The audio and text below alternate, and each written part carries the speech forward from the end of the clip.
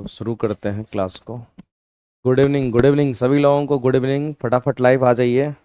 चलिए आज हम लोग करेंगे 114 नंबर सेट का डिस्कशन 114। और पहला क्वेश्चन हमारा दे रखा है कि एक उत्तल लेंस की बात कर रहा है और एक कांच का गुटका है और एक कांच का प्रिज्म है तथा एक गोलाकार ठोस गेंद है। क्या क्या चीज की बात कर रहा है? एक तो आपका यहां पर बोल दिया कि एक तो हमारा क्या है, तो एक उत्तल लेंस की बात कर रहा है और दूसरा किसकी बात कर रहा है, तो कांच का, कांच मतलब ग्लास, कांच का गुटका ग्लास की बात कर रहा है। और तीसरा किसकी बात कर रहा है, तो कहेंगे यहां पर कांच का जो प्रिज्म है उसकी बात कर रहा है। और चौथा भी है मेरे भाई जिसको गोलाकार, हमारा कोई ठोस गेंद की बात कर रहा है, कोई गोलाकार ठोस गेंद की हमारा बात कर रहा है। ये चार को पैरामीटर आपको दे रखा है और कहता है कि ये एक ही पारदर्शी के बने हुए हैं। इसका मतलब है कि सभी से प्रकाश हमारा क्या होगा, तो आर पार हो जाएगा। क्योंकि पारदर्शी पदार्थ कहने का मतलब जिससे प्रकाश आर पार हो जाता है। तब आपसे कह रहा है कि वर्ण विक्षेपण की क्षमता जो होगी वो हमारा किस में होगी।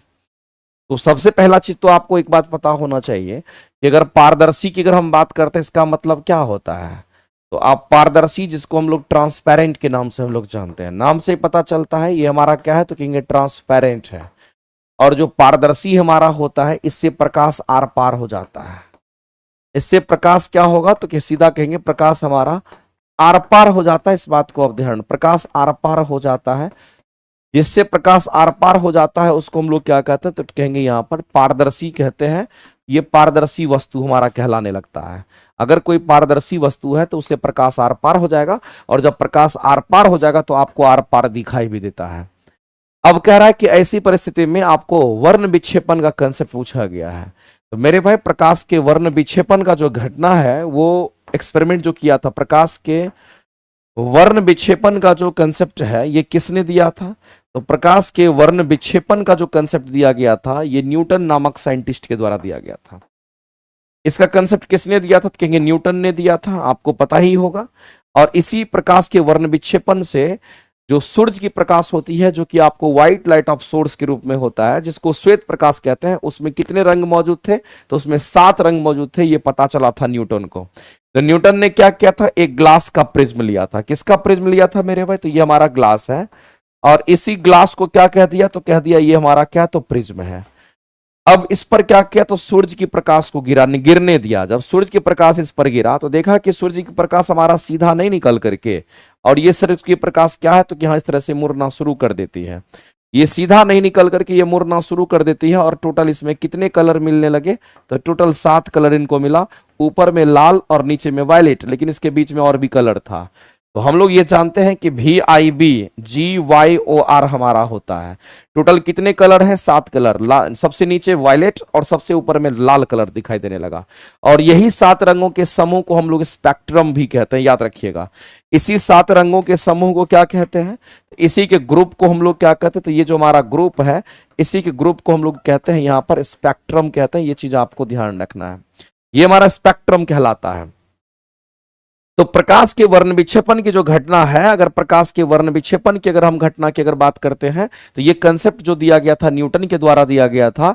और किस पर, तो मेरे भाई प्रिज्म के ऊपर देखा गया था, प्रिज्म के ऊपर देखा गया था। तो प्रकाश के वर्ण विक्षेपण का कंसेप्ट तो इतना तो पता चल गया कि ग्लास अगर हमारा होगा तो उसमें पॉसिबिलिटी है। तो कांच का प्रिज्म यानी कि ग्लास का प्रिज्म इसमें भी होगा। कांच का टुकड़ा मतलब ग्लास का टुकड़ा इसमें भी है। और उत्तल लेंस जो हमारा होता वो भी कांच का बना होता था, इसमें भी हमारा होगा। लेकिन एक हमारा क्या है, तो ठोस गेंद की बात कर रहा है। अगर कोई ठोस गेंद है वो कांच का नहीं है, तो इस परिस्थिति में मेरे भाई ये हमारा पारदर्शी होने के बावजूद भी हम कहेंगे प्रकाश का यहां पर वर्ण विक्षेपण नहीं करेगा। तो ये सिर्फ हमारा नहीं करेगा, बाद बाकी और हमारा करता है। तो वर्ण विक्षेपण क्षमता किसमें होगी, ये आपसे पूछा गया है। तो वर्ण विक्षेपण क्षमता जो होगी किसमें होगी, तो कह रहा है चारों में होगा। 1 2 3 4 चारों में होगा क्या, नहीं, ये गलत हो गया।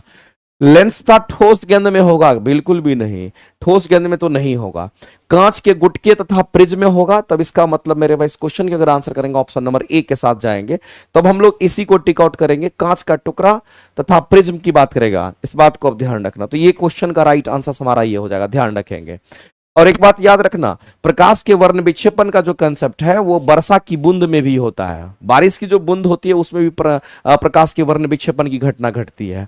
तो आपको ध्यान रखना है कि अगर हम पानी की बूंद की बात करते हैं या बारिश की बूंद की बात करते हैं, लेकिन पानी की बूंद होना चाहिए, पानी का बबल्स नहीं होना चाहिए। यहां पर पानी की बूंद और बबल्स दोनों में अंतर है। तो पानी की बूंद में भी आपको ध्यान रखना कि प्रकाश का वर्ण विक्षेपण होता है। प्रकाश का क्या होगा, तो यहां पर वर्ण विक्षेपण होता है, और जब पानी के बूंद पर प्रकाश पड़ती है तो 7 कलर में विभक्त होती है, उसी को प्रकाश का वर्ण विक्षेपण कहते हैं।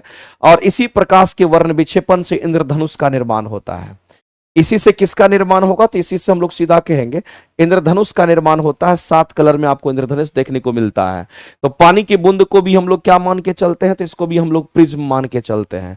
ये भी हमारा क्या कहेंगे, पानी की बूंद भी हमारा क्या होता है, प्रिज्म कहलाता है। इस बात को ध्यान रखेंगे। तो ये भी स्टेटमेंट हमारा सही है। यहां पर ठोस गेंद नहीं होगा हमारा, तो हम लोग कहेंगे ऑप्शन नंबर ए करेक्ट हो जाएगा। नेक्स्ट अगला है, श्वेत प्रकाश वाले परिवेश में दूध सफेद दिखाई देता है। श्वेत प्रकाश वाले परिवेश में जो दूध है वो आपको सफेद दिखाई देता है, सफेद दिखाई देता है।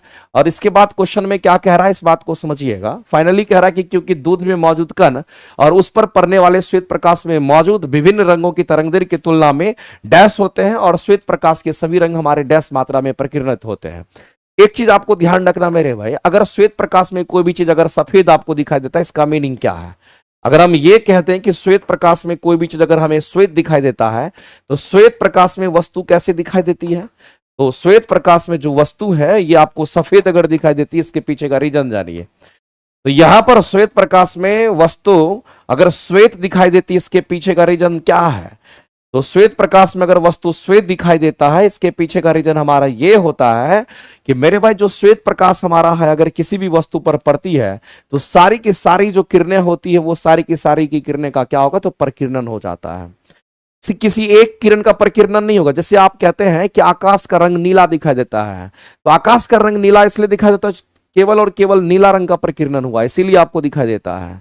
अगर सभी रंगों का प्रकीर्णन हो जाएगा और सभी रंगों का वेवलेंथ भी एक समान अगर हो जाता है, तो वैसी परिस्थिति में हम लोग कहते हैं कि हमको सब कुछ व्हाइट दिखता है। तो आपको ध्यान रखना, अगर वस्तु श्वेत दिखाई देता है इसका मतलब क्या है, तो मेरे भाई सभी रंगों का प्रकीर्णन इसका मतलब हो गया। इसका मतलब आप ये कह सकते हैं कि सभी रंगों का क्या होगा, सभी रंगों का यहां पर प्रकीर्णन हो गया। एक चीज तो आप ये कह सकते हैं। दूसरी बात ध्यान रखना, जो सभी रंग का प्रकीर्णन हुआ उन सभी रंग की अगर बात करते हैं, सभी रंग का तरंगदैर्घ्य भी क्या होगा, तो कहेंगे सभी रंग का तरंगदैर्घ्य भी क्या होगा, तो कहेंगे सभी रंग का तरंगदैर्घ्य की अगर हम बात करते हैं तो ये भी एक समान होगा। सभी रंग का तरंगदैर्घ्य क्या होगा, तो एक समान हमारा होगा। इस बात को ध्यान रखना। तो सभी रंगों का तरंगदैर्घ्य एक समान है, इसलिए एक समान प्रकीर्णन हुआ। इसका ये काउज है, इस बात को ध्यान रखना। ये कैसे काउज है, तो हम उसी पॉइंट पर आते हैं। इसका ये काउज है मेरे भाई, इसका ये कारण है, इस बात को ध्यान रखना। जैसे आप पढ़ते होंगे कि प्रकाश का जो प्रकीर्णन हमारा होता है, ये प्रकीर्णन कहीं ना कहीं हमारा वित्तोकर्मानुपाती होता है। किसका, तो अगर हम प्रकीर्णन की बात करते हैं तो वित्तोकर्मानुपाती होता है हमारा क्या, तरंगदैर्घ्य के पावर 4 का, लैम्डा के पावर 4 का होता है। इसका मतलब मेरे भाई इससे ये पता चल रहा है, अगर सबके लिए लैम्डा समान होगा तो प्रकीर्णन सब में समान होगा। अगर किसी का लैम्डा का मान ज्यादा होता तो प्रकीर्णन कम होता, किसी में लैम्डा का मान कम होता तो प्रकीर्णन ज्यादा होता। लेकिन यहां सभी रंग का तरंगदैर्घ्य एक समान कहने का मतलब है लैम्डा जो है ये सबके लिए कांस्टेंट हो रहा है। तो यहां पर अगर लैम्डा का मान सबके लिए हमारा कांस्टेंट है, तो जाहिर सी बात है मेरे भाई सभी रंग का प्रकीर्णन भी हमारा क्या होता है, एक समान हमारा हो जाएगा। सभी रंग का प्रकीर्णन भी कैसा कहेंगे, ये एक समान हो जाएगा, क्योंकि अगर ये कांस्टेंट तो ये भी कांस्टेंट हमारा हो जाएगा, यानी कि ये बराबर तो ये भी बराबर हमारा हो जाएगा। इस बात को ध्यान रखना, इसी के कारण ये ऐसा होता है। तो ये क्वेश्चन कहीं ना कहीं इसी पर बेस्ड आपका पूछा गया है। और सबसे इंपॉर्टेंट बात तो ये है कि प्रकाश का प्रकीर्णन हमारा तब होता है, प्रकाश का प्रकीर्णन हमारा तब होता है जब उस दूध के अंदर जो वसा फैट वगैरह होते हैं उनका साइज थोड़ा बड़ा होता है। अगर साइज बहुत छोटा होगा तो उसमें प्रकाश का प्रकीर्णन नहीं होगा, प्रकाश आर पार हो जाता है। इसीलिए मेरे हम लोग कहते हैं कि यहां पर श्वेत प्रकाश में अगर वस्तु अगर श्वेत दिखाई देती है, तो अगर कोई वस्तु श्वेत दिखाई देती है इसका मतलब समझ लीजिए इस वस्तु के अंदर, इस वस्तु की अगर बात करते हैं तो वस्तु के अंदर जो मॉलिक्यूल्स होंगे उसका साइज कैसा होगा, तो उस वस्तु के अंदर मॉलिक्यूल का जो साइज होगा, मॉलिक्यूल का साइज होगा हमारा कैसा होगा, तो ये हमारा बड़ा साइज होता है। मॉलिक्यूल का साइज कैसा होगा, तो कहेंगे हमारा यहां पर बड़ा साइज होता है। तो आप यहां पर सीधा पहुंचिए, आपको पता चल जाएगा। कहता है क्योंकि दूध में मौजूद कण जो होते हैं, दूध में मौजूद कण जो हमारे फैट वगैरह होते हैं, दूध में मौजूद कण उस पर पड़ने वाले श्वेत प्रकाश के विभिन्न 7 रंगों की तरंगदैर्घ्य की तुलना में हमारा कहेंगे तो मौजूद कण की बात पहले कर रहा है, तो मौजूद कण को हम लोग पहले समझते हैं। अगर मौजूद कण की बात कर रहा है तो मौजूद कण हमारा कैसा होना चाहिए, कहेंगे यहां पर बड़ा होना चाहिए। ये मौजूद कण कैसा होना चाहिए, कहेंगे यहां पर हमारा बड़ा होना चाहिए, इस बात को ध्यान रखना। साथ ही साथ मेरे भाई तरंगदैर्घ्य की तुलना में तरंगदैर्घ्य हमारा क्या होना चाहिए, कहेंगे सभी रंगों का तरंगदैर्घ्य एक समान होना चाहिए, तभी ऐसी पॉसिबिलिटी है। तो बड़ा और एक समान हमारा करेक्ट आंसर हो जाएगा। और इस क्वेश्चन के अगर आंसर करने के लिए जाएंगे तो हम लोग इजी वे में कहेंगे इस क्वेश्चन का आंसर हमारा ऑप्शन नंबर ए करेक्ट हो जाएगा। और ऐसे क्वेश्चंस पहले भी मेरे भाई इस तरह के क्वेश्चंस आपके एग्जाम में आए हुए हैं, इसलिए आप इसको ध्यान रखेंगे और इसका ये कॉज होता है, ये बात आपको ध्यान रखना है। ठीक है, इतना तो समझ में आ गया होगा। अगर किसी को नहीं समझ में आया तो आप बता दीजिए, मुझे लगता है कि इतना बात समझ में आ होगा, इसी के कारण ये होता है और इसका कॉज भी हमने आपको दे रखा है। आगे चलते हैं। अगला कहता है कि दो असमान द्रव आपस में एक लंबी स्प्रिंग से हमारा क्या दबी स्प्रिंग से जुड़ जाता है। जब एक माचिस के धागे को जला करके स्प्रिंग को छोड़ा जाता है, यानी कि धागा है और धागा से क्या बंधा हुआ है, तो मेरे पास दो ब्लॉक है, दो वस्तु है और उसको स्प्रिंग से कनेक्ट कर दिया गया। तब कहता है कि धागा को जला दिया जाता है। तो जाहिर सी बात है जो दबा हुआ स्प्रिंग होगा, जैसे ही वो धागा टूटेगा तो भागेगा दोनों तरफ। इसका मतलब ये है कि मान लेते हैं कि एक सरफेस हमारा ऐसा होता है और इस सरफेस के ऊपर इसका हम लोग स्टडी करते हैं। ये मान लेते हैं कि हमारा एक सरफेस है और इसी सरफेस पर हमारा क्या है, तो दो वस्तु है। एक वस्तु को हम लोग कह दिए कि यहां पर है और एक वस्तु हमारा कहां पे है, तो कि ये एक वस्तु हमारा कहां, चूंकि कंप्रेस स्प्रिंग है तो एक वस्तु को मान लेते हैं कि हमारा यहां है। इसमें कितनी वस्तुएं हो गई, तो दो वस्तुएं हो गए और दोनों का द्रव्यमान अलग अलग है। ये भी बात बोल दिया, इसका द्रव्यमान m1 है तो इसका द्रव्यमान मान लेते हैं m2 है और दोनों किससे जुड़ा हुआ है, तो दोनों स्प्रिंग से जुड़ा हुआ है। और ये कैसा स्प्रिंग है मेरे में, तो ये दबा हुआ स्प्रिंग, इस बात को ध्यान रखना, ये दबा हुआ स्प्रिंग होता है। और आपको एक बात पता होगा, अगर कोई स्प्रिंग हमारा दबा हुआ है तो उसमें कौन सा एनर्जी स्टोर्ड होगा, उसके अंदर कौन सा एनर्जी स्टोर्ड होगा, तो इसके अंदर जो एनर्जी स्टोर्ड होगा वो हमारा कौन सा, तो कहेंगे यहां पर पोटेंशियल एनर्जी के रूप में हमारा होता है। और वो पोटेंशियल एनर्जी हमारा कितना होगा, तो याद रखना मेरे भाई ये हमारा हाफ के एक्स स्क्वायर के रूप में होता है। पोटेंशियल एनर्जी का फॉर्मूला स्प्रिंग के केस में हाफ के एक्स स्क्वायर होता है, याद रखेंगे अगर ये दबा हुआ स्प्रिंग की बात करते हैं। अब मेरे भाई कहता है कि जैसे ही हमारा ये क्या होगा, तो स्प्रिंग ब्रेक करेगा, टूटेगा, तो जाहिर सी बात है जैसे ही दबा हुआ स्प्रिंग ब्रेक करेगा तो वैसी परिस्थिति में हमारा ये जो द्रव्यमान है ये इधर की ओर भागेगा और ये इधर की ओर भागेगा। तो इसका मतलब क्या होगा मेरे भाई, इसके पीछे का मैकेनिक्स क्या है उसको आप जानिए कि जैसे ही ये टूटेगा इसका मतलब है इन दोनों पर जो एक्सटर्नल फोर्स इसको जो खींच करके रखा हुआ था वो एक्सटर्नल फोर्स जीरो हो जाएगा। इसका मतलब है जैसे ही धागा टूटेगा दोनों फ्री हो जाएगा। इसका मतलब मेरे भाई हम कह सकते हैं इस पर लगने वाले जो एक्सटर्नल फोर्स थे उसका वैल्यू जीरो हो जाएगा। तो अब हमारे पास आता है न्यूटन का सेकंड लॉ। और न्यूटन का सेकंड लॉ याद कीजिए कि न्यूटन का सेकंड लॉ हमारा क्या कहता है। अगर न्यूटन के सेकंड लॉ पर अगर हम लोग चलते हैं तो न्यूटन सेकंड लॉ को हम लोग देखेंगे तो हम लोगों के सामने में आएगा कि हमारा फोर्स जो होता है ये संवेग में परिवर्तन की दर को क्या कहते हैं, तो फोर्स कहते हैं। संवेग में परिवर्तन की दर बल के बराबर होता है। अब यहां पर जब इसका मान जीरो हम लोग कर देंगे तो जाहिर सी बात है मेरे भाई कि डीपी बराबर जीरो हो जाएगा। अगर इस टर्म को जीरो कह रहे हैं, चूंकि ये जैसे ही टूटेगा तो फ्री हो जाएगा, इसका मतलब फोर्स जीरो हो जाएगा। जब फोर्स जीरो होगा तो ये दोनों टर्म जीरो हो जाएगा, तो डीपी बराबर जीरो हो गया। और डीपी बराबर अगर हमारा जीरो हो गया तो डीपी का मतलब डिफरेंस होता है, पी में डिफरेंस है। इसको लिखने का तरीका होता है कि डीपी बराबर जीरो है, इसका मतलब डीपी का मतलब होता है P2 माइनस P1, यानी कि final P minus initial P बराबर हमारा क्या होगा, तो जीरो हो जाएगा। फाइनली यहां से रिलेशन क्या निकलेगा, तो P2 बराबर हमारा P1, चूंकि इसको उस साइड भेजेंगे तो P2 बराबर P1 हो जाएगा। और P2 P1 क्या है, तो ये संवेग है। इसका मतलब मेरे भाई कहीं ना कहीं पहले का संवेग और बाद का संवेग बराबर होगा। इसका मतलब कहीं ना कहीं मेरे भाई ऐसी परिस्थिति में जो संवेग होगा हमारा कैसा रहेगा, तो कांस्टेंट रहेगा। और जब संवेग कांस्टेंट होता है इसका मतलब है इसमें कहीं ना कहीं हमारा संवेग संरक्षित रहा। इसमें कहीं ना कहीं हम लोग कहेंगे सीधा सीधा कि इसमें संवेग संरक्षित रहा। इस बात को आप ध्यान रखेंगे, इसमें हमारा संवेग संरक्षित रहा, इस बात को ध्यान रखना। तो कभी भी ऐसी पॉसिबिलिटी आएगी तो आप डायरेक्ट कह सकते हो कि सर इसमें संवेग हमारा कैसा होगा, तो कहेंगे संवेग जो है हमारा वो कांस्टेंट रहेगा। और यानी कि संवेग हमारा कैसा होगा, कहेंगे यहां पर एक समान हो जाएगा। संवेग कांस्टेंट मतलब संवेग एक समान हो जाएगा। और क्वेश्चन में आपसे यही पूछा गया है कि जैसे ही स्प्रिंग टूटेगा तो जाहिर सी बात है दोनों वस्तु एक दूसरे से दूर भागेगा, ये इधर भागेगा, ये इधर छिटकेगा। और वैसी परिस्थिति में कहेंगे उन दोनों वस्तु वस्तु का जो संवेग होगा वो एक समान रह जाएगा। तो मेरे भाई इस बात को ध्यान रखना, क्या एक समान रह जाएगा, क्वेश्चन मार्क है। क्या एक समान रह जाएगा, ये क्वेश्चन मार्क है। तो समान क्या एक जगह रहे, एक जैसा रहेगा। तो हम लोगों ने मैथमेटिकल कैलकुलेशन से देखा कि उसका संवेग एक समान रहेगा। और इस क्वेश्चन के जो आंसर करेंगे तो ऑप्शन नंबर हमारा क्या होगा, तो ऑप्शन नंबर बी हमारे राइट हो जाएंगे। अच्छा क्वेश्चन था, और इस क्वेश्चन को मेरे भाई, ऐसे क्वेश्चन के बारे में तो आपको पता होना चाहिए, ऐसे क्वेश्चन के बारे में आपको पता होना चाहिए। जब भी दिखेगा तो आप आसानी से आंसर करेंगे। यहां ध्यान रखना, संवेग है, कोणीय संवेग नहीं है, रेखीय संवेग, सीधी रेखा में चल रही, इसका मतलब रेखीय संवेग हमारे समान होंगे, ध्यान रखेंगे। नमस्ते गुरुजी, आज आपके सेंटर के तरफ से आया हो एसटीटी साइंस का रिजल्ट लेने, क्या कहना चाह रहे हैं शुभम कुमार जी? मैंने आपकी बातों को समझा नहीं। चलिए आगे चलते हैं, अगला क्वेश्चन देखते हैं।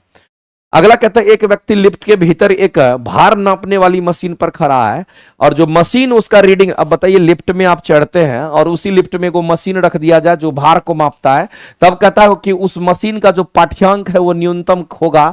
कब न्यूनतम होगा वो कंडीशन आपसे जानना चाहता है। कब वो वस्तु का भार को क्या कहेगा, तो वस्तु का भार को कम फील करेगा। तो इसमें आपको लिफ्ट वाले केस में कुछ कंडीशंस जो हैं आपको पूरी तरीके से याद रखना चाहिए, क्योंकि क्वेश्चन आते रहता है। सबसे पहला मेरे भाई, अगर लिफ्ट किस अवस्था में है, तो विराम की अवस्था में अगर लिफ्ट कभी भी अगर मिलती है, अगर विराम की अवस्था में अगर हमारा लिफ्ट होता है, लिफ्ट कैसा अवस्था में, लिफ्ट अगर विराम की अवस्था में होगा, तो याद रखना ऐसे केस में हमेशा जो वस्तु का जो भार होता है ना, वस्तु का जो भार हमारा होता है ये वास्तविक भार के बराबर होता है, न ज्यादा होगा न कम होगा, इसका वास्तविक भार ही हम लोगों को मिलता है। दूसरा केस हम लोग को ध्यान रखना है कि अगर एक समान वेग से ऊपर या एक समान वेग से हमारा नीचे, ध्यान रखना कंडीशन बहुत इंपॉर्टेंट है। अगर लिफ्ट एक समान वेग से हमारा किधर, तो ऊपर, या फिर एक समान वेग से हमारा नीचे, इसमें ऊपर और नीचे दोनों का साइन हो, ऊपर मतलब तीर का निशान ऊपर, नीचे मतलब तीर का निशान नीचे, लेकिन कंडीशन है कि एक समान वेग होना चाहिए।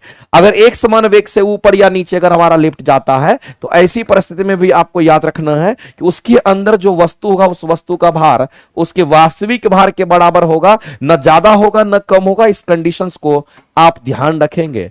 इसी का बेहतर एक्सप्लेनेशन जो हम लोग देते हैं, तो हम लोग अपने थ्योरी की क्लासेस में इसको पढ़ते हैं। तो वास्तविक भार के बराबर होगा, तो आपको ध्यान रखना ये दो तीन केसेस में आगे, दो केस तो इसी में, एक केस आपका ये हो गया, तो इसमें वास्तविक भार ही मिलता है, जितना रियल वेट है उतना ही मिलता है। अब तीसरा केस में हम लोग चलते हैं। तीसरा केस में अगर हम लोग देखते हैं, अगर लिफ्ट हमारा ऊपर की ओर जा रही है, और जब लिफ्ट हमारा ऊपर की ओर त्वरित गति से हमारा जाता है, तो वैसी परिस्थिति में हमारा क्या होगा, तो हम लोग कहेंगे टी माइनस एम जी बराबर हमारा एम ए हो जाएगा, तो टी बराबर M A plus M G हो जाएगा।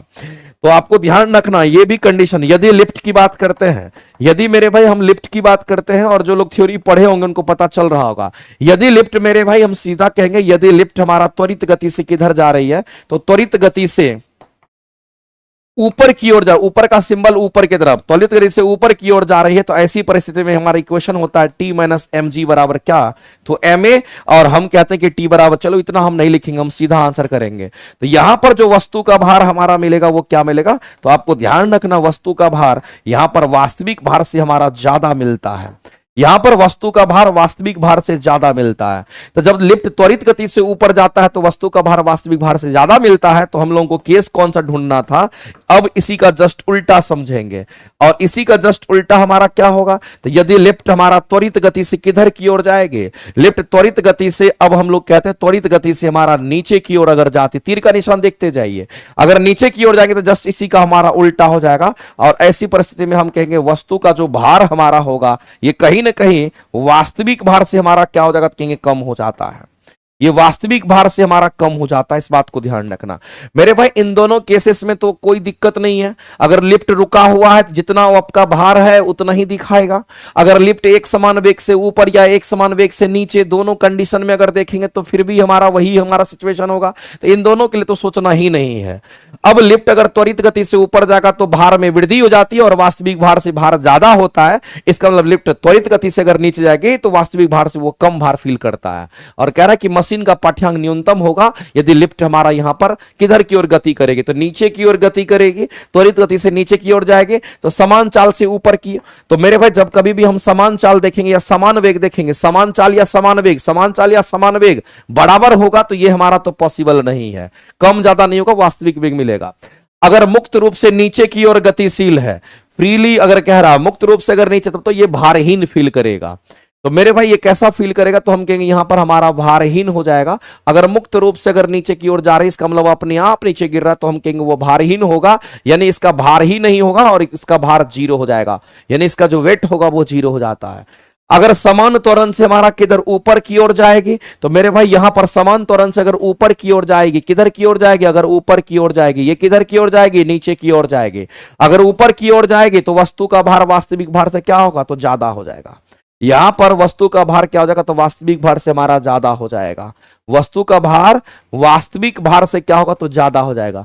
एक व्यक्ति लिफ्ट के भीतर एक भार नापने वाली मशीन पर खड़ा है, मशीन का पाठ्यांक न्यूनतम होगा। मेरे भाई जीरो नहीं कह रहा है कि आप ये मार दोगे, ये गलत आंसर आपका दे रखा था। इंग्लिश में देखते हैं, a person stand on a weight measuring machine inside a lift, the reading of the machine will be minimum if the lift moves. किधर लिफ्ट हमारा जाएगा कि वहां पर मिनिमम हम लोगों को दिखाएगा। तो मेरे भाई ऊपर वाला तो नहीं होती, हमारा ज्यादा दिखाएगा, इसमें तो जीरवे हो जाएगा। तो इसमें से कोई नहीं हम लोग आंसर करेंगे, इस बात को ध्यान रखिएगा, इसमें से कोई नहीं हमारा हो जाएगा। वैसे इस क्वेश्चन के जब आप आंसर करने के लिए जाओगे तो आपको पता होना चाहिए कि आपका भार जो है वो कम कब मिल रहा है, जब लिफ्ट हमारा त्वरित गति से नीचे की ओर जाएगी। नीचे की ओर त्वरित गति से जाएगी तो होगा। ऑप्शन नंबर ई के साथ जाएंगे, गलत आपके आंसर्स दे रखे थे। ठीक है, चलिए बात समझ रहे होंगे, जो लोग तैयारी कर रहे होंगे, जो लोग थ्योरी वगैरह पढ़ रहे होंगे, उनको समझ में आ रहा होगा। यदि प्रतिरोध को बढ़ा दिया जाए तो एलसीआर सर्किट परिपथ का गुणता कारक हमारा क्या प्रभाव पड़ता है। हमने आपको बोला है मेरे भाई आरएलसी सर्किट बोलिए, या फिर इसी को आप आरएलसी सर्किट आप कह दीजिए, आरएलसी सर्किट कह दीजिए, या फिर इसी को LR circuit, LRC circuit, LCR circuit कह दीजिए, उससे कोई फर्क नहीं पड़ता है। आरएलसी सर्किट की अगर हम बात करते हैं तो पहले हमारा रेजिस्टेंस होगा, एल का मतलब इंडक्टर होता है तो इंडक्टर लगा देंगे कॉइल की तरह, और सी क्या तो कैपेसिटर होता है, कैपेसिटर लगा देंगे इस तरीके से पैरेलल प्लेट कैपेसिटर। तो ये हमारा सर्किट होता है, इसको रेजिस्टेंस कहते हैं, इसको इंडक्टर को एल से दिखाता है, कैपेसिटर को सी से दिखाते हैं। अब कहता है मेरे भाई कि जब कभी भी हमारे पास ऐसा कोई सर्किट होता है, हमारे पास जब ऐसा कोई सर्किट होता है, हमारे पास जब ऐसा कोई सर्किट होता है, तो इस सर्किट में आपको ध्यान रखना है, इसी को हम लोग क्या कहते हैं, आरएलसी सर्किट के नाम से जानते हैं। तो यहां पर आपसे गुणता कारक पूछ रहा है, यानी कि क्वालिटी फैक्टर की बात कर रहा है। तो मेरे भाई आरएलसी सर्किट की अगर हम बात करते हैं तो इसके लिए जो क्वालिटी फैक्टर का फॉर्मूला वो आपको याद रहेगा, तभी ये क्वेश्चन बनेगा। और ये 11-12 का क्वेश्चन आपका दे रखा है। क्वालिटी फैक्टर जब हम लोग कैलकुलेट करते हैं तो क्वालिटी फैक्टर का फॉर्मूला हमारा क्या होता है, तो ये 1/r होता है, और अंडर रूट में हमारा l/c होता है, इस बात को याद रखेंगे। ये क्वालिटी फैक्टर का फॉर्मूला होता है। L इंडक्टर है और C कैपेसिटर है, जहां R रेजिस्टेंस हमारा होता है। तो ये क्वालिटी फैक्टर का हमारा फॉर्मूला यहां पर होगा, इस बात को आप ध्यान रखेंगे। तो मेरे भाई क्वालिटी फैक्टर का फॉर्मूला आरएलसी सर्किट में अगर हम लोग देखते हैं, जब ये सीरीज कॉम्बिनेशन में होता है तो उसके लिए फॉर्मूला हमारा ये होता है 1/r equal to under root में L/C हमारा हो जाता है। ये फॉर्मूला आपको याद रखना पड़ेगा।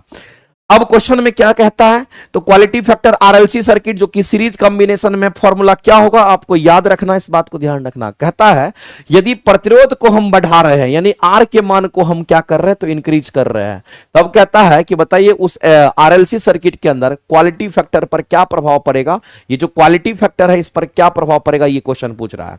तो मेरे भाई किस पर पूछा है, तो आपको ध्यान रखना, सी पे नहीं पूछा काट देंगे, एल पे नहीं पूछा काट देंगे, क्वालिटी फैक्टर आर की बात कर रहा है। तो यहां से हम कह सकते हैं कि जो क्वालिटी फैक्टर हमारा दे रखा है ये कहीं ना कहीं रेजिस्टेंस का हमारा भी तो क्रमानुपाती है। क्योंकि इन दोनों के बारे में चर्चा नहीं करते, कांस्टेंट काट देंगे। इसका मतलब मेरे भाई रेजिस्टेंस को अगर बढ़ाने की बात अगर क्वेश्चन में कह रहा है तो क्वालिटी फैक्टर उसका घट जाएगा, और ऐसी परिस्थिति में क्वालिटी फैक्टर अगर घट जाता है तो ऑप्शन क्या करेंगे आंसर, तो कहेंगे उसका क्वालिटी फैक्टर पर क्या प्रभाव पड़ेगा, तो ऑप्शन नंबर यहां पर बी कहता है कि वह घट जाएगा। बताइए समझ में आया कि नहीं आया। समझ में नहीं आया तो बताइए, क्वालिटी फैक्टर का फॉर्मूला लिख करके दीवार में चिपका दीजिएगा जब आरएलसी सर्किट हमारा सीरीज में होता है तो। समझ में आ गया। लेकिन मेरे भाई ये कैसी परिस्थिति में, तो ये श्रेणी क्रम में जब जुड़ा हुआ होगा तब हम लोग आरएलसी सर्किट को जब श्रेणी क्रम में देखते हैं तब उसके लिए ये फॉर्मूला होता है। तो ये किसके लिए फॉर्मूला है, तो ये श्रेणी क्रम के लिए फॉर्मूला है, ये श्रेणी क्रम के लिए फॉर्मूला है। यही अगर पैरेलल की बात करता, समानांतर क्रम की बात अगर करता, अगर यही फिर समानांतर क्रम की बात करता तो फॉर्मूला हमारा थोड़ा सा उल्टा हो जाता, याद रख लीजिएगा उसको भी। समानांतर क्रम की अगर बात करता तो क्वालिटी फैक्टर जो हमारा होता है इसके लिए आर ऊपर में होता, और इसी को जस्ट पलट देते हम लोग, इसी को जस्ट क्या करेंगे तो हम लोग पलट देते हैं, शायद वही फॉर्मूला हमारा डेवलप कर जाता है। एक मिनट चेक कर लेते हैं। हाँ, इसी को पलट दीजिएगा तो ये आप आर इंटू हमारा सी अपन में एल हो जाता है। ये जो पैरामीटर है ना, इसी को आप पलट दीजिए तो ये हमारा समानांतर क्रम के लिए हमारा हो जाता है। तो यहां पर मेरे भाई हम सीरीज क्यों लिए हैं, आप इस बात को समझिए। एलसीआर सर्किट लिखा हुआ है, इसका मतलब डायरेक्ट लिखा है एलसीआर, लेकिन यहां लिखना चाहिए था कि सीरीज है कि पैरेलल है। अगर सीरीज पैरेलल अगर नहीं करेगा तो आंसर कुछ और हो जाएगा। अगर मान लेते इसको समानांतर क्रम में बना करके बनाते तो जो क्वालिटी फैक्टर हमारा होता वो समानुपाती आर का हो जाता, ये बढ़ने से तब तो ये बढ़ जाता। लेकिन क्वेश्चन में ये कहीं ना कहीं मेरे भाई ये बात नहीं बोला है, क्वेश्चन में ये बात नहीं बोला है, इस बात को ध्यान रखना। तो आप इसको मान करके ही सॉल्व करिए, चूंकि आंसर इसी बेसिस पर किया है। लेकिन अगर समानांतर क्रम में होगा तो इसी का जस्ट उल्टा फॉर्मूला होता है क्वालिटी फैक्टर का, आर ऊपर चला जाएगा, सी ऊपर, एल नीचे हो जाएगा। ठीक है, आगे चलते हैं। अगला क्वेश्चन, ट्रांसफार्मर या अन्य विद्युत चुंबकीय युक्ति में प्रयुक्त क्रोड जो होते हैं वो हमारे किसके होते हैं। एक बात बताइए मेरे भाई, आप ट्रांसफार्मर के बारे में हमने कई बार आपको जिक्र किया है, शायद आपको लगता है कि थ्योरी की क्लासेस में भी आप पढ़ते होंगे, नियुक्ति बैच में भी पढ़ते होंगे, वहां भी मैंने चर्चा किया है। जो ट्रांसफार्मर हमारा होता है, ये जिस प्रिंसिपल पे काम करता है उस सिद्धांत को हम लोग इलेक्ट्रोमैग्नेटिक इंडक्शन कहते हैं, जिसको हम लोग विद्युत चुंबकीय प्रेरण के नाम से जानते हैं, याद रखिएगा। और ये विद्युत चुंबकीय प्रेरण किसका है, तो माइकल फैराडे का नाम आपने सुना होगा। ये किसका नाम आपने सुना होगा, तो माइकल फैराडे की हम बात करते हैं। ये माइकल फैराडे का नाम आपने सुना होगा, माइकल फैराडे का नाम आपने सुना होगा, ध्यान रखेंगे। अब इस ट्रांसफार्मर के अंदर मेरे भाई क्या होता है, तो कोर का इस्तेमाल होता है, आयरन कोर का इस्तेमाल करते हैं। इसी में हम लोग किसका इस्तेमाल करते हैं, तो इसी में हम लोग आयरन कोर का इस्तेमाल करते हैं। ये आयरन कोर का इस्तेमाल होता है, लेकिन ये जो आयरन कोर हमारा होता है ये सॉफ्ट मटेरियल का बना होता है। ये किसका बना होगा, क्योंकि हमारा सॉफ्ट मटेरियल का बना होता है, यानी कहने का मतलब आयरन कोर जो होगा हमारा, इसी को हम लोग कहते हैं नर्म लोहा कहते हैं। या फिर हम लोग ऐसे कह दीजिए, जो आयरन कोर हमारा होता है ये नर्म लोहा का बना होता है। सॉफ्ट मटेरियल कहने का मतलब है इसको आप नरम लोहा कहिए तो ज्यादा बेहतर रहेगा। अब आप कहेगा सर नरम लोहा क्यों यूज करते हैं, नरम लोहा यूज करने से हिस्टेरेसिस लॉस कम होता है, इससे हिस्टेरेसिस लॉस की अगर बात करते हैं तो ये लॉस कम होता है, इस बात को ध्यान रखना, इसीलिए इसका यूज करते हैं। दूसरी बात आपको ध्यान रखना मेरे भाई कि अगर इस आयरन कोर को हम लोग लैमिनेट कर देते हैं, अगर इस आयरन कोर की जो पत्तियां होती है अगर इसको सिलिकॉन स्टील से लैमिनेट कर दिया जाए, किससे, तो याद रखना सिलिकॉन स्टील की बात कर रहे हैं। ये अगर इसको सिलिकॉन स्टील से अगर इसको लैमिनेट कर दिया जाए, उसको अगर चारों तरफ से पूरा लेमिनेशन समझते होंगे, सिलिकॉन स्टील से लैमिनेट कर दिया जाए तो ये फिर क्या करता है, तो कहेंगे उस ट्रांसफार्मर के अंदर जो एडी करंट आता है उसको भी कम कर देता है। जो एडी करंट हमारा होता है, एडी करंट लॉस की बात करते हैं, तो ये एडी करंट लॉस भी हमारा क्या होता है, तो ये एडी करंट लॉस को भी ये क्या करता है, कम कर देता है, जिसको भंवर धारा कहते हैं। एडी करंट को भंवर धारा कहते हैं। अब क्वेश्चन पे आइए, आपको हर चीज समझ में आएगा। कहता है कि ट्रांसफार्मर अन्य विद्युत चुंबकीय युक्ति जिसमें प्रयोग में क्रोथ, हमारा इंग्लिश में देखिए द कोर यूज्ड, कह रहा है कि the core used in transformer, चलो कोर की बात कर रहा है, उसी आयरन कोर की बात कर रहा है। And the other electromagnetic device laminated, यानी कह रहा है मेरे भाई कि जो डिवाइसेस में हम आयरन कोर है उसको लैमिनेट कर देते हैं। तो जब आयरन कोर को हम लैमिनेट करेंगे तो बताइए ऐसी परिस्थिति में हमारा क्या होगा, तो मेरे भाई आयरन कोर को लैमिनेट करेंगे तो किससे करेंगे, किस मटेरियल से करते हैं, वह मटेरियल हमारा सिलिकॉन स्टील का होता है। ज्यादा परसेंटेज में नहीं होता है, 3 से 4% में ही हमारा ये होता है, ध्यान रखेंगे। लेकिन इसी से लैमिनेट करते तो ये एडी करंट की लॉस को कम कर देता है। तो मेरे भाई क्रोड में भंवर धारा जो हमारा घानी होता है या एडी करंट जो लॉस होता है उसको डिक्रीज कर देता है, उसको कम कर देता है। इसके पीछे का आंसर हमारा ये होगा। लेकिन अगर ये बोलता है कि आयरन कोर अगर सॉफ्ट मटेरियल नरम लोहा का यूज करते हैं तब कौन सा लॉस कम होगा, तब आप हिस्टेरेसिस लॉस को कम करते हैं, इस बात को याद रखिएगा। अच्छा क्वेश्चन था, और मुझे लगता है मेरे भाई जो लोग लगातार तैयारी करते हैं, लगातार ऐसे क्वेश्चन पर पहुंचते हैं, उन्हीं का रिजल्ट होता है। फर्जी घूमने वाले बच्चे मार्केट में ढेर मिलेंगे, लेकिन तैयारी करेंगे वाले बच्चे जिनको लगता है कि सिलेक्शन लेना है, वो बच्चे अलग हो जाते हैं। उनको पता है कि हमको किसी भी सूरत में सिलेक्शन लेना है, ठीक है, और सिलेक्शन लेने वाले बच्चे जो है ना वो अलग ही दिख जाते हैं, इस बात को आप ध्यान रखना, ठीक है। इसलिए मैं तो कहता हूं कि एक एक बच्चे का रिजल्ट होगा, लेकिन जिस तरीके से मैं पढ़ाता हूं इस तरीके से आप अगर पढ़ लीजिएगा तो अगरम बगरम पढ़ने का जरूरत नहीं होता है। आप उतना मत पढ़िए जिससे कि आपका रिजल्ट खराब जाए, उतना पढ़िए जिससे रिजल्ट आपका परफेक्ट हो। हमें रिजल्ट से मतलब है, इसीलिए क्लैरिटी के साथ हम लोग करते हैं। अगला क्वेश्चन देखिए, ये भी आपका क्वेश्चन दे रखा है और साइक्लिक प्रोसेस की बात करता है। मेरे भाई ये आपको ऐसे समझ में नहीं आएगा, साइक्लिक प्रोसेस उसी को समझ में आएगा जो थ्योरी की क्लासेस की होगी। एक बार बता करके आंसर बताइए तो, और तब अगर हम बताएंगे तो तब देखिए थ्योरी से रिलेट कीजिएगा कैसे आपको तुरंत समझ में आता है। लेकिन एक बार चाहेंगे कि आप लोग आंसर करिए। सर बहुत डर लगता है, अरे गुड़िया जी डरना नहीं है, जितना चीज सिखा रहे हैं ना उसको नोट करते जाइए और उसको रट जाइए, उसी को समझ करके वैसे ही पढ़िए आप, और एग्जाम में वह आता है, अलग से कुछ नहीं आता है, तोप चीज नहीं है। ठीक है, बताइए इस क्वेश्चन का आंसर देखते हैं। पांडे जी बताइए तो, नेतो जी बताइए इस क्वेश्चन का। बीटीएस सभी लोग कह रहे हैं, कोई कह रहे हैं ए, कोई कह रहे हैं बी, कोई कह रहे हैं सी, मतलब ये नहीं है, क्या कह रहे हैं? कोई लॉजिक तो होना चाहिए ना, लॉजिक के हिसाब से बताइए इस क्वेश्चन का आंसर। हम देखना चाहते हैं कितने लोग आंसर सही करते हैं, और इतने लोग लाइव हैं। एक बार भी मेरे भाई लाइक बटन दबा दीजिए सभी लोग, जितने लोग लाइव देख रहे हैं सभी लोग एक बार जल्दी से फटाफट करके लाइक बटन दबा दो, फिर आगे चलते हैं। चलिए तो अब हम देखते हैं मेरे भाई, इस बात को ध्यान रखना। अच्छा बताओ किसने किसने ये नहीं पढ़ा है, और जो लोग नहीं पढ़ा है जाकर के थ्योरी की क्लासेस करेगा। हम लोग यहां पर उष्मा गतिकी के नियम के बारे में किसने नहीं पढ़ा है? उष्मा गतिकी का नियम पढ़े कि नहीं पढ़े ये बताइए। और उष्मा गतिकी का नियम तो हम लोग शून्यवा नियम पढ़ते हैं, प्रथम नियम पढ़ते हैं, द्वितीय नियम पढ़ते हैं, तृतीय नियम पढ़ते कि नहीं पढ़ते हैं? बिल्कुल पढ़ते हैं। तो उष्मा गतिकी के नियम से क्वेश्चन तो कई बार पूछा गया बीपीएससी में। तो उष्मा गतिकी का जो नियम होता है, इसी में हम लोग उष्मा गतिकी के प्रथम नियम की हम बात करते हैं। और उष्मा गतिकी का जो प्रथम नियम हमारा होता है, ये ऊर्जा संरक्षण के प्रिंसिपल पे काम करता है। ये उष्मा गतिकी का प्रथम नियम हमारा ऊर्जा संरक्षण पर आधारित होता है, इस बात को आप ध्यान रखना। ये भी एक पॉइंट है, इसको तो आप घोंट जाइएगा, ऊर्जा संरक्षण पर आधारित होता है। हम किसकी बात कर रहे हैं? तो हम यहां पर बात कर रहे हैं उष्मा गतिकी के नियम। और उष्मा गतिकी का कौन सा नियम? तो प्रथम नियम की बात करते हैं। और उष्मा गतिकी का प्रथम नियम हमारा एनर्जी कंजर्वेशन पे काम करता है। अब कह रहा है मेरे भाई कि उष्मा जो उसमें दिए हैं वो किसके बराबर हमारा होगा, समझना गौर से। तो एनर्जी कंजर्वेशन में साइक्लिक प्रोसेस की हम बात कर रहे हैं। हम किसकी बात कर रहे हैं मेरे भाई? हम यहां पर साइक्लिक प्रोसेस की बात कर रहे हैं। तो heat is given in the system is equal to हमारा क्या होगा? जो हीट देंगे वो किस में परिवर्तित हमारा हो जाएगा? ये क्वेश्चन आपसे पूछा जा रहा है। क्या वो प्रेशर में परिवर्तित होगा? बिल्कुल भी नहीं। क्या वो उष्मा तो दे ही रहे हैं, तो ये तो हमारा होबे नहीं करेगा। तो आंसर होने की संभावना ए है। अब समझना मेरे भाई, जब हम किस प्रोसेस की बात कर रहे हैं, साइक्लिक प्रोसेस की बात कर रहे हैं। जब हम लोग साइक्लिक प्रोसेस की बात कर रहे हैं, तो इस साइक्लिक प्रोसेस में आप एक चीज ध्यान रखना कि साइक्लिक प्रोसेस में हमारा एनर्जी भी कंजर्वेशन की बात कर रहा है। तो जितना उष्मा देंगे उतना वर्क मिलेगा। और साइक्लिक प्रोसेस कहता है कि समीशन ओवर टोटल हीट, जितना आपने दिया इंजन को या किसी भी चीज को, और उतना ही आपको क्या मिल गया? तो टोटल वर्क आपको मिल गया। तो मेरे भाई जितना आपने उष्मा दिया वही पूरा का पूरा किसमें परिवर्तित हो गया? तो वही पूरा का पूरा कार्य में परिवर्तित हो गया।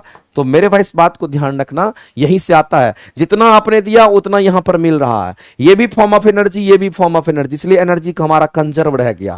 तो इस बात को ध्यान रखना। तो अगर आपको साइकिल के लिए बोलेगा तो हम लोग ये लगाते हैं। प्रोसेस के लिए अगर बोलेगा तो उसके लिए हम लोग d dash Q equal to d U plus d dash W लगाते हैं। एक काम करते हैं, ये प्रोसेस की बात कर दिया है। ये आपका देखो दो टर्म हमारा होता है।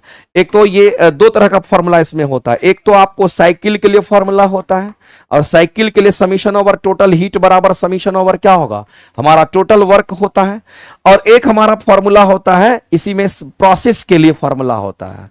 तो ये आपको प्रोसेस के लिए पूछा गया। देखो ना, साइक्लिक प्रक्रम बोला है, प्रोसेस के लिए क्वेश्चन पूछा है। और प्रोसेस के लिए फॉर्मूला होता है d dash Q equal to, और डी यू प्लस में हमारा क्या होगा? क्योंकि यहां पर डी डैश डब्ल्यू होता है। इस बात को ध्यान रखना। अब कह रहा है कि उष्मा जो है वो किसके बराबर हमारा हो जाएगा? ये क्वेश्चन आपसे पूछा गया है। चक्रीय साइक्लिक प्रोसेस के लिए अगर हम लोग देखते हैं तो मेरे भाई, जब कभी भी साइक्लिक प्रोसेस की हम बात करते हैं तो आपको ध्यान रखना, साइक्लिक प्रोसेस के लिए हमारा जो इंटरनल एनर्जी की वैल्यू होगी वो जीरो होगी, क्योंकि ये पॉइंट फंक्शन होता है, इसलिए ये जीरो हो जाता है। तब ऐसी परिस्थिति में हम लोग डायरेक्ट क्या कहते हैं? जो डी डैश क्यू बराबर हमारा क्या होता है? डी डैश डब्ल्यू हो जाएगा। तो इस क्वेश्चन को सॉल्व करने के लिए आप यहां से जाइए कि आप यहां से जाइए, फर्क नहीं पड़ता है, वही चीज हमारा सामने आता है। तो मेरे भाई इस क्वेश्चन का आंसर क्या करेंगे? तो ऑप्शन नंबर हमारा ए करेक्ट हो जाएगा। ध्यान रखना, ए राइट आंसर हमारा हो जाता है। ए करेक्ट हो जाएगा, ध्यान रखेंगे। ए ऑप्शन जिसका था वो राइट आंसर कर रहे थे। चलिए आगे चलते हैं। अगला क्वेश्चन मेरे भाई मैंने आपको थ्योरी की क्लासेस में कराया है। इतना बेहतरीन क्वेश्चन देख करके मेरा दिल खुश हो गया था कि मेरे थ्योरी में जो पढ़ाए हुए एक्स्ट्रा पॉइंट थे उससे क्वेश्चन आपका पूछा हुआ है। और क्या क्वेश्चन पूछा है, जिसको नहीं हवा लग रहा होगा जाके थ्योरी की क्लासेस पढ़ लो, मजाक नहीं कर रहे हैं। फिजिक्स में अगर तुमको 6 चैप्टर ही पढ़ना तो पढ़ लो जा करके, चैप्टर मजबूत हो जाएगा और क्वेश्चन वहीं से तुम्हारा आता है। ठीक है, अगर तुमको लगता है कि हमको पढ़ाया हुआ बैच चाहिए तो इंजेक्शन बैच मिल जाएगा, अगर नया बैच चाहिए तो आरंभ बैच मिल जाएगा, सब कुछ पढ़ाया जाता है। नहीं पढ़ने वाले बच्चे की संख्या बहुत है, पढ़ने वाले बच्चे की संख्या बहुत कम होती है, वही रिजल्ट देता है। इसीलिए जिसको लगता है कि हम तोप हैं तो आप तोप बने रहिए, लेकिन इस क्वेश्चन का आंसर करके बताइए। ये क्वेश्चन कहता है ताप और दाब प्रावस्था आरेख की बात करते हैं, आरेख पर। इसका मतलब आप क्या समझते हैं कि किसके किसके बीच में ग्राफ हमारा कह रहा है? तो मेरे भाई क्वेश्चन में हमारा कह रहा है कि प्रेशर और टेम्परेचर के बीच हमारा ग्राफ है, और प्रेशर और टेम्परेचर के बीच में हम लोग फेज डायग्राम की बात कर रहे हैं, ग्राफ की बात कर रहे हैं। एक तरफ हमारा प्रेशर का एक्सिस है, एक तरफ हमारा किसका, तो कहेंगे टेम्परेचर का एक्सिस है, और उसी में बोल दिया है पॉइंट के बारे में बात कर रहा है। द पॉइंट क्या कह दर्शाता है? तो मेरे भाई मैंने आपको बोला था याद करना कि जब हम पीटी डायग्राम की बात करते हैं, हम किसकी बात करते हैं? प्रेशर और टेम्परेचर डायग्राम की बात करते हैं, इसको हम लोग पीटी डायग्राम कहते हैं। बताओ याद आ रहा होगा थोड़ा थोड़ा जो लोग पढ़ रहे होंगे। पीटी डायग्राम में मैंने बोला था कि जो ट्रिपल पॉइंट हमारा होता है वो पॉइंट बनता है, याद करो। पीटी जो डायग्राम होता है इसमें ट्रिपल पॉइंट हमारा जो त्रिक बिंदु बनता है, ये जो ट्रिपल पॉइंट होता है हमारा क्या बनता है, तो वहां पर पॉइंट बनता है। नहीं होता है तो मेरे भाई इस चीज को यहां फोकस कीजिए। एक तरफ हमारा प्रेशर का एक्सिस, एक तरफ हमारा टेम्परेचर का एक्सिस, इसी के बीच में हम लोग ग्राफ खींचते थे। याद करो ग्राफ ऐसा, मैंने जब हीट पढ़ा रहा होगा तो उस समय हमने ये ग्राफ बताया होगा। तो यहां पर इस तरीके से आपको समझना, ये फ्यूजन कर्व, ये हमारा वाष्पीकरण का कर्व, ये सब्लिमेशन का कर्व होता है, और इसी को हम लोग क्या कहते हैं, तो ये हमारा त्रिक बिंदु हमारा होता है, इसी को त्रिक बिंदु कहते हैं। और मेरे भाई त्रिक बिंदु यहां एक बिंदु है। त्रिक बिंदु क्या है, तो यहां एक बिंदु है, तो किस में, तो कहेंगे प्रेशर और टेम्परेचर के बीच अगर कोई भी प्रेशर और टेम्परेचर के बीच में अगर त्रिक बिंदु को देखना तो वो एक बिंदु के समान होता है, एक पॉइंट के समान होता है।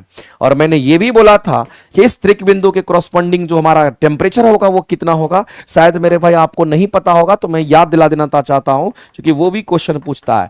इसके क्रॉसपोंडिंग यहां का टेम्परेचर कितना होता है, तो याद रखना 0.01 डिग्री सेल्सियस होता है। इसलिए त्रिक बिंदु के क्रॉसपोंडिंग टेम्परेचर की बात करेंगे वो कितना होगा, तो याद रखना इसके क्रॉसपोंडिंग टेम्परेचर हमारा 0 डिग्री सेल्सियस नहीं कहेंगे, 0.01 डिग्री सेल्सियस कहेंगे, और यही हमारा 273.16 केल्विन के बराबर होता है। तो त्रिक बिंदु के क्रॉसपोंडिंग टेम्परेचर कितना होता, तो कहेंगे इतना होता। कई बार एग्जाम में पूछा गया है। और अगर आपसे पूछता है कि पीटी डायग्राम में ट्रिपल पॉइंट क्या बनता है, तो आप सीधा कहेंगे सर पॉइंट बनता है। पीटी डायग्राम में ट्रिपल पॉइंट क्या बनता है, तो कहना पॉइंट बनता है, और यही तो क्वेश्चन पूछा था आपसे। दूसरी बात मेरे भाई, एक तो ये क्वेश्चन हो गया, दूसरा क्वेश्चन हमारा ये भी बनता है, उसके बारे में चर्चा कर देते, क्योंकि दो क्वेश्चन इस पर फ्रेम होता है। अगर आपको प्रेशर और वॉल्यूम डायग्राम की बात करता है, पीवी डायग्राम की अगर बात करता है, तो याद रखना मेरे भाई पीवी डायग्राम में, प्रेशर वॉल्यूम डायग्राम में जो ट्रिपल पॉइंट हमारा होता है, इसका ट्रिपल पॉइंट जो हमारा होता है वो क्या बनेगा, तो याद रखना यहां पर ट्रिपल पॉइंट हमारा लाइन बनता है। तो यहां पर ट्रिपल पॉइंट लाइन बनता है, लेकिन यहां पर ट्रिपल पॉइंट पॉइंट बनता है। नामे से पता चलता है पीटी डायग्राम मतलब पॉइंट, पीटी डायग्राम मतलब पॉइंट बनता है, और पीवी डायग्राम में क्या बनता है, तो लाइन बनता है। बताइए किसको किसको ये लाइन, ये बात याद था? मेरी क्लासेस में जो लोग थ्योरी पढ़ रहे थे तो इसमें से किसको किसको ये बात याद था? और जिसको भी याद था, जिसको भी याद था मेरे तरफ से मेरे भाई आपको कुछ गिफ्ट हम करेंगे, ठीक है? लेकिन आप ये बताइए कितने लोग इसका आंसर सही किए थे, बताइए। कह रहा वही क्वेश्चन कह रहा है, the point on a pressure temperature phase diagram at which all the phase are, देखो ये भी लिख दिया, all the phases are present in simultaneously. हमने बोला था त्रिक बिंदु हमारा वह बिंदु होता है जहां पर पानी अपनी तीनों अवस्था में होती है, और त्रिक बिंदु एक बिंदु होता है कहां पर, तो पी और टी के बीच में ग्राफ में। तो प्रेशर और टेम्परेचर डायग्राम में ट्रिपल पॉइंट एक पॉइंट बनता है, और प्रेशर और वॉल्यूम डायग्राम में ट्रिपल पॉइंट हमारा लाइन बनता है। याद रखिएगा क्वेश्चन पूछते रहता है। तो बताओ मेरे भाई, देखो ये क्वेश्चन तुमको पढ़ाए थे थ्योरी की क्लासेस में, आज मुझे बहुत अच्छा लगा कि मैंने एक्स्ट्रा पॉइंट पढ़ाया था, और एक्स्ट्रा पॉइंट से क्वेश्चन आपको यहां पर देखने को मिला। शायद हमको लगता है कि जो बच्चे इसका थ्योरी नहीं पढ़ के जाएंगे, उम्मीद ही कम है कि वो बना करके भी इसको आ जाएगा। ठीक है, चलिए आगे चलते हैं। अगला, एक आवेशित कण को चुंबकीय क्षेत्र की दिशा में अगर हम लोग फेंकते हैं, किसी भी चुंबकीय क्षेत्र में जब किसी चार्ज पार्टिकल को फेंकते हैं, तो मेरे भाई उसमें हम लोग को ध्यान रखना है कि उसका जो पाथ होगा हमारा अलग अलग होता है। इसमें दो तीन बात आपको याद रखना है। अगर मान लेते हैं किसी भी चार्ज पार्टिकल को आप फेंक रहे हैं और थीटा का मान कितना डिग्री पर, तो आवेशित कण को जब हम लोग फेंक रहे हैं तो थीटा का मान 0 डिग्री पर अगर फेंकेंगे तो याद रखना मेरे भाई कि जो हमारा यहां पर जो पाथ बनेगा मैग्नेटिक फील्ड के अंदर, जो हमारा पाथ बनेगा वो पाथ स्ट्रेट लाइन होगा, वो सीधी रेखा में हमारा निकलता चला जाएगा। एक कंडीशन ये याद रखना। दूसरा कंडीशन याद रखना, अगर मान लेते हैं कि थीटा का मतलब 90 डिग्री पर अगर उसको फेंका जाता है तब जो यहां पर पाथ बनेगा वो कैसा बनेगा, तो याद रखना मेरे भाई ये हमारा सर्कुलर बनता है, वृत्ताकार बनता है, इसको याद रखेंगे, ये सर्कुलर बनता है। तो ये दूसरा हमारा हो गया। तीसरे की अगर हम बात करते हैं, याद रखना तीसरा हमारा होता है, अगर मान लेते हैं थीटा का मान यहां पर हमारा क्या होगा, तो कहेंगे थीटा का मान 30 डिग्री बोले, फर्क पड़ता है अगर थीटा हमारा किसी भी एंगल पर होता है। अगर मान लेते हैं कि यहां पर हम लोग ये देख ले मेरे भाई कि इस पर ये थीटा हमारा है, इस पर ये हमारा थीटा यहां पर है, और थीटा कुछ भी हो सकता है, लेकिन 0 और 90 के बीच का थीटा की बात करते हैं, तो मेरे भाई थीटा का मान 30 डिग्री, थीटा का मान 45 डिग्री कुछ भी हमारा होता है, तो ऐसी परिस्थिति में आपको ध्यान रखना है कि जो पाथ हमारा बनता है, लेकिन 90 डिग्री से कम होना चाहिए, जो 90 डिग्री से कम और हमारा किससे, तो कहेंगे 0 डिग्री से अधिक होना चाहिए। तो ऐसी परिस्थिति में जो पाथ बनता है ये कैसा बनेगा, तो हेलिकल बनता है। इसका पाथ कैसा बनेगा, तो कहेंगे यहां पर हमारा हेलिकल बनता है, हेलिक्स की तरह हमारा बनता है, ये पाथ हमारा कुछ हेलिक्स की तरह ऐसा बन जाता है, इसी को हेलिकल पाथ कहते हैं। तो यहां पर थीटा का मान हमारा कितना, तो कहेंगे 90 डिग्री से कम होना चाहिए और 0 डिग्री से हमारा ज्यादा होना चाहिए, तो वैसी परिस्थिति में हम लोग ऐसा कहते हैं। आपसे जो क्वेश्चन पूछा गया उसको देख लीजिए। तो कह रहा है कि एक आवेशित कण को कहां फेंका गया, तो एक चार्ज पार्टिकल को, एक आवेशित कण को मैग्नेटिक फील्ड में क्या कर दिया गया, तो मैग्नेटिक क्षेत्र में, यहां पर मैग्नेटिक क्षेत्र में, ये मैग्नेटिक फील्ड में हमारा क्या, तो उसको फेंक दिया गया, उसको छोड़ दिया गया, इसको मैग्नेटिक फील्ड में छोड़ दिया गया। लेकिन यहां पर एक लाइन और बोला गया है कि क्षेत्र की दिशा के साथ कितना डिग्री कोण बनाती है वो चार्ज पार्टिकल, तो हम कहेंगे यहां पर हमारा 30 डिग्री कोण यहां पर बनाती है। तो मेरे भाई उस कण का जो पाथ होगा वो कैसा होगा, ये क्वेश्चन आपसे पूछा गया है। तो मैंने बोला कि अगर 90 और 10 जीरो के बीच में होगा थीटा का मान, तो पाथ हमारा हेलिकल होगा, और हेलिकल पाथ को हम लोग क्या कहेंगे, हेलिकल पाथ को हम लोग यहां पर कहते हैं कुंडलान्वित, यानी कहना कुंडली जैसा संरचना होगा, ऐसा स्पाइरल जैसा संरचना होगा, कुंडली जैसा बना हुआ रहेगा। यानी इस क्वेश्चन का अगर आंसर करोगे तो ऑप्शन नंबर बी आपका राइट हो जाएगा। इस बात को ध्यान रखना, ये गलत लिखा हुआ है, कुंडली यानी कि क्वाइल्ड जैसा हमारा संरचना बनेगा, ऐसा क्वेश्चन। आगे चलते हैं, अगला क्वेश्चन है कि एक कण की गति समीकरण हमारा इतना दे रखा है, तो बताइए इसकी गति क्या होगी। ये क्वेश्चन आपका दे रखा है, बताइए इस क्वेश्चन का आंसर क्या करेंगे। अच्छा, थोड़ा अलग टाइप का ये क्वेश्चन आपका है। यहाँ क्या दे रखा है, एक गति का समीकरण दे रखा है, कण की गति का समीकरण, और x बराबर क्या है, तो एक कॉस में हमारा क्या, तो एक कॉस में हमारा अल्फा टी का यहां पर स्क्वायर कह दिया, एक कॉस में हमारा अल्फा टी का स्क्वायर कह दिया। मेरे भाई एक बात बताइए, अगर हम लोग यहां पर कॉस की बात करते हैं तो जो कॉस थीटा हमारा होता है उसका मैक्सिमम मान कितना होता है, तो आप सभी लोग जानते होंगे सर कॉस थीटा का जो मैक्सिमम मान होता है वो कितना होता है।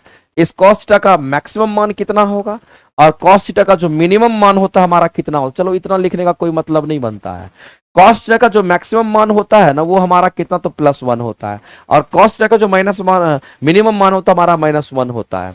तो इससे ये पता चल रहा है मेरे भाई कि कॉस थीटा का मान अगर हमारा +1 से -1 की तरफ अगर हमारा हो रहा है तो कहीं ना कहीं उसके मैग्नीट्यूड में फ्लक्चुएशन आ रहा है, कहीं ज्यादा तो कहीं कम, यानी उसके मैग्नीट्यूड में फ्लक्चुएशन आ रहा है। इसमें किस में फ्लक्चुएशन आ रहा है, तो इसका मतलब है मेरे भाई आपको ध्यान रखना जो वेव हमारा बनेगा उस वेव के मैग्नीट्यूड की अगर हम बात करते हैं उसके मैग्नीट्यूड में क्या रहा, तो मैग्नीट्यूड में फ्लक्चुएशन आ रहा है, इस बात को आप ध्यान रखना, उसके मैग्नीट्यूड में फ्लक्चुएशन आ रहा है। और जब मैग्नीट्यूड में फ्लक्चुएशन आता तो ऐसे गति को हम लोग दोलन गति कहते हैं। इसको कैसी गति कहते हैं, दोलन गति कहते हैं, और इसी को इंग्लिश में हम लोग ऑसिलेटरी मोशन के नाम से हम लोग जानते हैं। ये ऑसिलेटरी मोशन हमारा होता है, इसी को ऑसिलेटरी मोशन हमारा हो जाता है। तो एक बात याद रखना मेरे भाई, ये आवर्ती गति नहीं है, ये दोलन गति, इस बात को ध्यान रखना। एक दोलन गति का एग्जांपल है, और इस क्वेश्चन का अगर आंसर करने के लिए जाएंगे तो option number C tick out करेंगे। आगे माइक्रोवेव ओवन, इस पर तो क्वेश्चन बेहतरीन बनता है, और ये मेरे भाई आपको पता है ये वाला क्वेश्चन इतना अच्छा है कि तुम सोच नहीं सकते हो। माइक्रोवेव ओवन पर जो क्वेश्चन पूछता है इतना बेहतरीन क्वेश्चन है, तुम सोच नहीं सकते हो। अभी देखने तुमको बहुत कुछ सीखने को मिलेगा। अगर हम यहां पर माइक्रोवेव ओवन की बात करते हैं, सबने देखा होगा, नहीं देखा होगा तो आप मार्केट जाइए और कोई भी चीज आप पैटीज वगैरह जब खरीद करके खाते हैं, अचानक कहते हैं पैटीज गर्म करके दीजिएगा, तो एक प्लेट में माइक्रोवेव में क्या करते हैं, एक प्लेट में क्या करता है, पैटीज को रखेगा, अंदर डाल देता है और थोड़ी देर के बाद निकाल करके आपको पैटीज गर्म होगा और प्लेट ठंडा होता है। तो माइक्रोवेव ओवन की अगर हम बात करते हैं तो ये माइक्रोवेव ओवन जो हमारा होता है, इसकी अगर हम बात करते हैं तो आपको ध्यान रखना है, ये जिस प्रिंसिपल पे काम करता है उसको क्या कहते हैं। ये मेरे भाई विद्युत चुंबकीय तरंग के प्रिंसिपल पे काम करता है, और वो विद्युत चुंबकीय तरंग हमारा क्या है, याद रखना, ये जिस सिद्धांत पे काम करता है उस सिद्धांत को हम लोग कहते हैं, ये हमारा माइक्रोवेव रेडिएशंस भी कह सकते हैं। इसको हम लोग क्या कह सकते हैं, तो माइक्रोवेव रेडिएशंस की बात करते हैं, या माइक्रोवेव हमारा एक विद्युत चुंबकीय तरंग है, तो माइक्रोवेव रेडिएशंस के ये प्रिंसिपल पर हमारा काम करता है। ये माइक्रोवेव रेडिएशंस के प्रिंसिपल पे काम करता है, याद रखना इस बात को। और माइक्रोवेव क्या है, एक विद्युत चुंबकीय तरंग है, इस बात को आप ध्यान रखना यहां पर। अब कहता है कि माइक्रोवेव ओवन के कार्य करने में क्या शामिल हमारा हो सकता है, पदार्थ द्वारा, क्या किसके द्वारा मेरे भाई, तो पदार्थ द्वारा सूक्ष्म तरंग का अवशोषण, प्रकाशीय तंतु द्वारा सूक्ष्म तरंग का ग्रहण, विकिरण के उद्दीप्त उत्सर्जन द्वारा सूक्ष्म तरंग का प्रवर्धन, microwave amplification by stimulated emissions of radiation. समझना गौर से मेरे भाई, इसमें एक्चुअली में हमारा क्या होता है, जैसे कि आप माइक्रो ओवन में क्या करते हैं, तो माइक्रोवेव हमारा किस प्रिंसिपल पे काम करता है, एक क्वेश्चन तो ये पूछेगा। दूसरी बात मेरे पास ध्यान रखना कि अगर आप जिस प्लेट में, मान लेते एक प्लेट है, इसी में आप पैटीज को रखे और इसके अंदर डाल दिए, तो पता चला कि ये पैटीज थोड़ी देर के बाद अगर देखें तो ये पैटीज आपका गर्म हो जाता है और आराम से आप खा लेते हैं उसको, चूंकि ये पैटीज गर्म करके, लेकिन ये प्लेट ठंडा होता है। जब उसमें डाला जाता है तो ये जो प्लेट हमारा होता है ये ठंडा रहता है, प्लेट तो हमारा ठंडा ही रह जाता है, जबकि ये जो पदार्थ, जो हम लोग खाने वाले पदार्थ, जिसको हम लोग खाद्य पदार्थ कहते हैं, ये खाद्य पदार्थ मेरे भाई, यहां पर हमारा खाद्य पदार्थ कैसा हो जाता है, गर्म हो जाता है। ऐसा क्यों होता है, तो हम लोग को यह समझना है कि खाद्य पदार्थ गर्म क्यों होता है। तो आप यहां पर समझिए कि इस खाद्य पदार्थ में हमारा क्या होता है, इस खाद्य पदार्थ में नमी की मात्रा होती है, इस खाद्य पदार्थ में नमी की मात्रा होती है, इस बात को ध्यान, इस खाद्य पदार्थ में नमी की मात्रा होती है, और नमी की मात्रा, इस खाद्य पदार्थ में क्या होगा, तो नमी की मात्रा होती है, ध्यान रखना। और अगर नमी की मात्रा होगी तो मेरे भाई जाहिर सी बात है कि नमी की मात्रा मतलब पानी की मात्रा होगी, आप ऐसे समझ लीजिए सीधी सी बात में, नमी की मात्रा मतलब उसमें पानी की मात्रा होगी, नमी की मात्रा होगी इसका मतलब उसमें पानी की मात्रा होगी, और यही पानी कि जो मॉलिक्यूल्स होते हैं उसके बीच में क्या करता है, कंपन करता है। यही मॉलिक्यूल्स क्या करेगा, तो मॉलिक्यूल्स यहां पर कंपन करता है, यहीं पर पानी के जो मॉलिक्यूल्स हैं उसमें क्या होगा, तो यहां पर कंपन होता है। जब पानी के मॉलिक्यूल्स में कंपन होता है तो हम लोग जानते हैं कि कंपन के कारण हमारा क्या होता है, उष्मा संचरण हो जाता है, इसी में उष्मा संचरण हो जाता है। और जब उष्मा संचरण हो जाएगा तो जाहिर सी बात है जो पदार्थ, खाद्य पदार्थ हमारा था वो कैसा होगा, तो ये खाद्य पदार्थ हमारा गर्म हो जाता है। खाद्य पदार्थ कैसा, तो कहेंगे गर्म हो जाता है। तो मेरे भाई मामला ये है, कुछ कुल मिलाकर के ये भी एक क्वेश्चन है, और खास करके ये कॉज पूछता है। इसमें पानी की जो मात्रा होती है उसके मॉलिक्यूल्स में कंपन होगा, जब मॉलिक्यूल्स में कंपन होगा तो उष्मा संचरण होगा, जब उष्मा संचरण होगा तो पदार्थ हमारा खाने पीने वाला गर्म हो जाता है। लेकिन ये जिस प्रिंसिपल पे काम करता है उसको माइक्रोवेव रेडिएशन के नाम से हम लोग जानते हैं, ध्यान रखना। प्लेट जबकि ठंडा होता है और उस प्लेट की अगर हम बात करते हैं उसमें पानी के मॉलिक्यूल्स नहीं होते हैं, इस प्लेट में पानी के मॉलिक्यूल्स नहीं होते, इसलिए प्लेट में एनर्जी ट्रांसफर हमारा नहीं होता है। तो पदार्थ द्वारा, जो खाने पीने की चीज है, उस पदार्थ द्वारा सूक्ष्म तरंगों का अवशोषण हो जाता है। मेरे भाई पदार्थ के द्वारा क्या हो जाता है, तो सूक्ष्म तरंगों का यहां पर अवशोषण हो जाता है, इस बात को आप ध्यान रखेंगे। ये स्टेटमेंट हमारे लिए परफेक्ट राइट आंसर हमारा होगा। ऑप्शन नंबर हमारा क्या होगा मेरे भाई, तो ऑप्शन नंबर हमारा यहां पर एक करेक्ट करेंगे, और पदार्थ हमारा यहां पर क्या है, तो पानी को हम पदार्थ के रूप में देख रहे हैं। कितना अच्छा क्वेश्चन था, बहुत कुछ सीखने को मिला होगा, जरूर नोट बना करके लिख लीजिएगा, काम आपको कभी भी करेगा, ध्यान रखिएगा। चलिए आगे चलते हैं। अगला हम लोग देखते हैं, फोटो डायोड की बात करते हैं मेरे भाई। तो जो फोटो डायोड होता है ये इलेक्ट्रॉनिक डिवाइस हमारा होता है। फोटो डायोड क्या है, तो एक इलेक्ट्रॉनिक डिवाइस होता है, इस बात को ध्यान रखेंगे। चलो लिख देते हैं थोड़ा सा। अगर हम लोग यहां पर फोटो डायोड की अगर हम बात करते हैं, ये जो हमारा फोटो डायोड होता है ये एक इलेक्ट्रॉनिक डिवाइस है, इस बात को ध्यान रखना।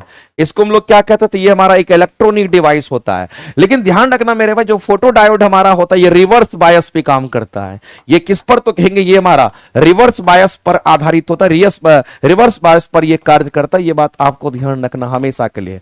दूसरी बात, जो फोटो डायोड होता है इसका काम होता है, ये प्रकाश ऊर्जा को क्या करता है, तो सीधा कहेंगे ये प्रकाश ऊर्जा की अगर हम बात करते हैं उस प्रकाश ऊर्जा को ये किसमें, तो कहेंगे हमारा विद्युत ऊर्जा में परिवर्तित कर देता है। ये विद्युत ऊर्जा में परिवर्तित, विद्युत ऊर्जा में ये क्या करता है, तो इसको परिवर्तित कर देता है।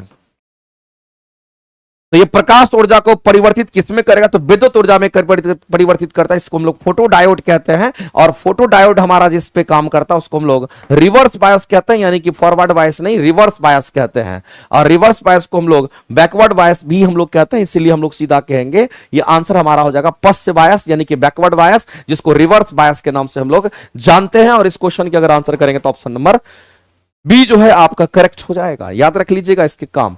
अगला, आवेश बटा द्रव्यमान का मान बढ़ते हुए क्रम में क्या होगा। अब मेरे भाई ये सब चीज दे रखा है, इसमें सबके बारे में आपको पता है कि नहीं, आप जान लीजिए। इलेक्ट्रॉन की बात करते हैं, बताइए इलेक्ट्रॉन पर मास ऑफ इलेक्ट्रॉन कितना होता है। तो मास ऑफ इलेक्ट्रॉन की अगर बात करते हैं तो 1 AMU डिवाइडेड बाय 1838 होता है। और जिसकी वैल्यू आप पढ़ते होंगे 9.1 इंटू में 10 टू द पावर हमारा -31 kg होता है। दूसरी बात, अगर हम इलेक्ट्रॉन पर चार्ज की बात करते हैं, इस पर अगर आवेश की बात करते हैं, इस पर आवेश कितना होगा, तो याद रखना माइनस के साथ में 1 पॉइंट, माइनस के साथ में कितना होता है, तो आप सीधा कहेंगे सर इस पर माइनस के साथ 1.602 into 10 to the power -19 coulomb होता है। ये किसकी कहानी है, इलेक्ट्रॉन की कहानी है। इलेक्ट्रॉन का जो मास होता है वो बहुत कम होता है एज कंपेयर टू, हम लोग सीधा कहेंगे यहां पर न्यूट्रॉन और प्रोटॉन की बात करते हैं। चलो दूसरे पर हम लोग चलते हैं, हम यहां पर न्यूट्रॉन की बात करते हैं। और न्यूट्रॉन का जो मास होता है, मास ऑफ न्यूट्रॉन की अगर हम बात करते हैं मेरे भाई, तो यहां पर ध्यान रखना मास ऑफ न्यूट्रॉन हमारा 1 MU होता है। और 1 MU का मतलब आप समझते हैं 1.676 इंटू 10 टू द पावर हमारा -27 kg होता है, -27 kg। तो ये 1 MU है, ये 1 MU इतना से डिवाइड कर दिया, इसका मतलब ये इसका मास बहुत कम होता है, इलेक्ट्रॉन का मास। दूसरी बात मेरे भाई, न्यूट्रॉन की अगर हम आवेश की बात करते हैं, न्यूट्रॉन पर जो आवेश की वैल्यू होती है वो शून्य होती है, इस पर कोई आवेश नहीं होता है। इसके बाद हम प्रोटॉन की बात करते हैं, चूंकि इसी पर पूछा गया, तो मास ऑफ प्रोटॉन कितना होगा, तो जितना मास हमारा न्यूट्रॉन का उतना ही मास प्रोटॉन का, इसका मतलब ये भी 1 AMU होता है। और 1 AMU की वैल्यू कितनी, तो याद रखना है 1 पॉइंट हमारा कितना, तो 676 into 10 to the power -27 kg होता है। और मास ऑफ न्यूट्रॉन तो निकल गया, लेकिन न्यूट्रॉन पर आवेश कितना होगा, तो न्यूट्रॉन पर जो आवेश होता है मेरे भाई इलेक्ट्रॉन के आवेश के बराबर होगा, बशर्ते कि यहां पर पॉजिटिव होगा तो वहां नेगेटिव होता है। तो यहां पर हम लोग plus 1.602 into 10 to the power -19 coulomb का, ये प्लस में तो ये माइनस में होता है। ये तो हमारा निकल करके आ गया। अब अल्फा रे की हम बात करते हैं, एक बात ध्यान रखना मेरे भाई, जब अल्फा रे की बात करते हैं तो ये जो अल्फा किरण हमारा होता है ये किससे बना हुआ है, तो अल्फा किरण याद रखना, इसके द्रव्यमान की अगर हम बात करते हैं, इसका मास ऑफ अल्फा कितना, तो कहेंगे ये 4 AMU होता है, ध्यान रखेंगे 4 AMU होता है, ये तो बहुत ज्यादा हमारा हो जाएगा इसका मास। और इसकी अगर हम चार्ज की बात करते हैं, इस पर आवेश कैसा होगा, तो याद रखना मेरे भाई इस पर आवेश हमारा कैसा, तो पॉजिटिवली चार्ज हमारा होता है। अब आपको रेशियो निकालना पड़ेगा सबका, कितना बड़ा क्वेश्चन, आवेश बटा द्रव्यमान का मान आपको बताना पड़ेगा। तो मेरे भाई एक बात बताइए, द्रव्यमान सबसे कम किसका है, तो इसका है, नगण्य द्रव्यमान है, और आवेश यहां है। तो सबसे अधिक मान अगर हमारा होगा तो हम कहेंगे आवेश बटा द्रव्यमान करना है, क्या करना है, तो आवेश डिवाइड क्या करना है, तो द्रव्यमान से डिवाइड करना है। तो जिसका द्रव्यमान मेरे भाई सबसे कम होगा तो जाहिर सी बात उसकी वैल्यू, टोटल वैल्यू हमारा सबसे अधिक हो जाएगा।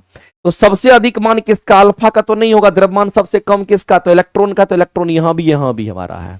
उसके बाद हम लोग चलते हैं प्रोटॉन के पास, हम लोग चलते हैं, इसका तो मास बहुत अधिक हो जाएगा, द्रव्यमान बहुत अधिक हो जाएगा, इसकी वैल्यू हमारा क्या होगा, तो इसकी वैल्यू हमारा कम हो जाएगी, तो अल्फा की वैल्यू हमारा कम हो जाएगा, इस बात को ध्यान रखना। तो ये ऑप्शन छट जाएगा, तब हमारा प्रोटॉन आ जाएगा। और कैलकुलेट करके देख लेना मेरे भाई, तो ये आपके आंसर निकल करके आ जाएंगे। इस तरीके से आंसर क्या करेंगे, तो हम लोग कहेंगे बढ़ते क्रम में अगर हमारा होगा तो इन दोनों का जो रेशियो है बढ़ते क्रम में हमारा ये होगा। सबसे कम न्यूट्रॉन का क्यों होगा, न्यूट्रॉन का आवेश तो 0 होता है, और आवेश बटा करेंगे इसका मतलब ये तो 0 हो जाएगा, तो सबसे कम को दिखाएगा। यहां आवेश बटा द्रव्यमान, ये ऊपरे वाला 0, इसका मतलब सबसे कम तो न्यूट्रॉन का हो जाएगा, सबसे अधिक तो इलेक्ट्रॉन का हो जाएगा, इलेक्ट्रॉन के बाद प्रोटॉन और अल्फा उसके बाद हमारा होगा। तो रिलेशन तो आप खुद निकाल सकते हैं, ठीक है। चलिए आगे, बाद बाकी जो बताना था हमने बता दिया। अगला क्वेश्चन मेरे भाई, ये आपको रेडियो एक्टिव एलिमेंट से क्वेश्चन दे रखा है, कहता है कि अर्ध आयु हमारा कितने साल का है, तो हाफ लाइफ जो हमारा कितने साल का, तो 5 साल का दे रखा है। उसके बाद कहता है कि 20 वर्ष विघटित होने के बाद अंश बच जाता है, कितना अंश बच जाता है ये पूछा गया है। तो बताइए मेरे भाई, ये क्वेश्चन आपको नहीं करा है, कितनी बार करा चुके हैं, तो आपको यह समझना है कि कुल समय बराबर कितना होगा, तो कुल समय बराबर हमारा हाफ लाइफ गुना में n होगा। और कुल समय कितने साल के बाद कह रहा है, तो 20 वर्ष हमारा कुल समय, और हाफ लाइफ कितने, तो कहेंगे 5 साल का, तो n की वैल्यू निकल करके आ जाएगी, और n का मान हमारा कितना, तो कहेंगे 4 आ जाएगा। अब मेरे भाई शेष वाला फॉर्मूला लगाएंगे और n बराबर n naught divided by 2 to the power n होगा। ये किसको बताता है? तो शेष को बताता है फॉर्मूला में। और ये टोटल में हम लोग इसको क्या कहें तो 1 रखेंगे। टोटल में अगर 1 रखेंगे, चूंकि 1 में आंसर किया है, तो 2 के पावर यहां n का वैल्यू कितना? तो 4, और 2 के पावर n यानी कि मतलब 4 हो जाएगा, तो ये हमारा 16 हो जाएगा। तो शेष कितना? 1/16 रह जाएगा। और इस क्वेश्चन का अगर आंसर करेंगे तो ऑप्शन नंबर आपका सी करेक्ट हो जाएगा। कितनी बार मैंने ये कंसेप्ट बताया है, शायद आपको पता भी होना चाहिए। अब जो बेवकूफ स्टूडेंट होगा, जो कभी कभी क्लास करता है, जिसका ब्रेन काम नहीं करता, जाहिर सी बात उसको समझ में नहीं आएगा। हम तो आपको कहते हैं कि जो जो मेरी क्लासेस चलती है उसको लगातार आप करते रहिए, एक एक पैटर्न देखिएगा, आपको कहीं ना कहीं हमेशा मैच होता हुआ दिखता चला जाएगा, और तैयारी वैसे ही होता है। अगला क्वेश्चन हमारा दे रखा है कि परासरण की बात करते हैं, ऑस्मोसिस जिसको कहते हैं। तो मेरे भाई एक हमारा प्रतिलोम परासरण है, एक हमारा ऑस्मोसिस है, एक हमारा रिवर्स ऑस्मोसिस है। तो कह रहा है कि हमारा जो परासरण हमारा होता है उसके प्रकरण में विलायक सांद्रण घोल के से तनु घोल की ओर जाता है। तो मेरे भाई in the process of osmosis the solvent moves from concentrated solution to dilute solution की तरफ जाता है। ये उल्टा लिख दिया है मेरे भाई, डाइल्यूट सॉल्यूशन की ओर नहीं जाता, डाइल्यूट सॉल्यूशन हमारा कंसंट्रेटेड सॉल्यूशन की तरफ जाता है। ये गलत लिखा हुआ है, ये गलत लिखा हुआ है। और ये जो हमारा प्रतिलोम परासरण जिसको हम लोग परासरण कहते हैं, इसको रिवर्स ऑस्मोसिस कहते हैं। इसमें किसी भी एक्सटर्नल प्रेशर का यूज नहीं होता है, कोई बाह्य दाब का यूज नहीं होता है। इस बात ये अपने आप हमारा होता है। ये भी गलत आपका हो गया। तो इसमें से कोई सही नहीं है, ना तो एक सही है ना तो 2 सही है आंसर। अगला आगे चलते हैं। आरंभ बैच मेरे भाई थ्योरी की क्लासेस हमारी चलती है, जिसको भी साइंस चाहिए टीजीटी साइंस के लिए 6 to 8 के लिए आप कर सकते हैं। अगला, ये तो क्वेश्चन रिपीटेड है, तीसरे और चौथे समूह के ऑक्साइड्स कैसे होंगे? तो क्षारीय और अम्लीय होंगे, 2-3 बार बता चुके हैं। चलिए आगे। अगला, निम्नलिखित में से कौन सा कथन हमारा सही नहीं है बताना है आपको, कि कौन सा कथन इसमें से सही नहीं है, ये आपको बताना। बताइए इसमें से कौन सा स्टेटमेंट हमारा सही नहीं है, कौन सा स्टेटमेंट सही नहीं है? पहला स्टेटमेंट है कि सभी क्षारक जल में घुलनशील होते हैं, जो कि बिल्कुल गलत है। यहां सभी लिख दिया इसलिए गलत है। लेकिन अगर हम कॉपर हाइड्रोक्साइड्स की अगर हम बात करते हैं, ये जो कॉपर हाइड्रोक्साइड्स होता है ये भी तो क्षार ही है, ये कॉपर हाइड्रोक्साइड भी तो क्षार है, लेकिन ये जल में घुलनशील नहीं होता है। ये जल में हमारा क्या कहेंगे, यहां पर घुलनशील नहीं होता, ये जल में घुलनशील नहीं होता है, ये जल में घुलनशील नहीं होता है। इस बात को ध्यान रखना, ये जल में घुलनशील नहीं होता। यहां पर कहते हैं सभी लिख करके गलती कर दिया, और ये गलत आंसर हमारा ये होगा।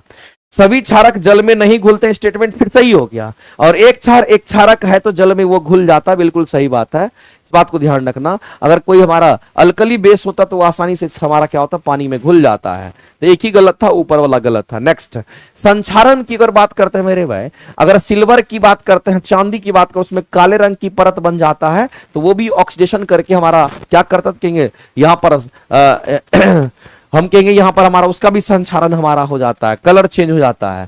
तांबे पर हरे रंग की परत बन जाता है, यहां भी हमारा हो जाएगा संक्षारण। तांबा पर भी हो गया। लोहे पर भूरे रंग का जंग परत लग जाता है, जंग लग जाता है, ये भी संक्षारण है। तो संक्षारण ये भी है, संक्षारण ये भी है, संक्षारण ये भी है। इसका मतलब ये सभी संक्षारण। तो आंसर क्या करेंगे, ऑप्शन नंबर डी आपका राइट हो जाएगा। किसकी उपस्थिति के कारण पीतल का रंग हवा में फीका पड़ जाता है? तो मेरे भाई पीतल का रंग, किसका रंग? तो पीतल का रंग बोला गया, समझना गौर से। किसके उपस्थिति कारण पीतल का जो रंग होता है, पीतल का जो रंग होता है वो किस में? हवा में। पीतल को आप बाहर निकाल के रखिए, हवा में देखिए उसका रंग धीरे धीरे फीका पड़ जाता है।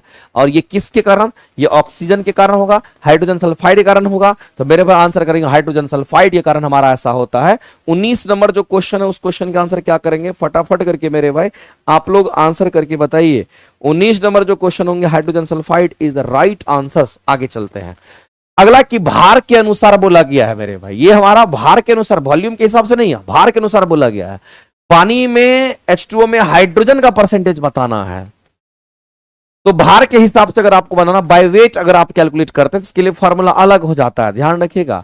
अगर हम लोग बाय वेट की अगर हम बात करते हैं, भार के हिसाब से अगर बात करते हैं, तो बाय वेट आपको ध्यान रखना क्या होने वाला है।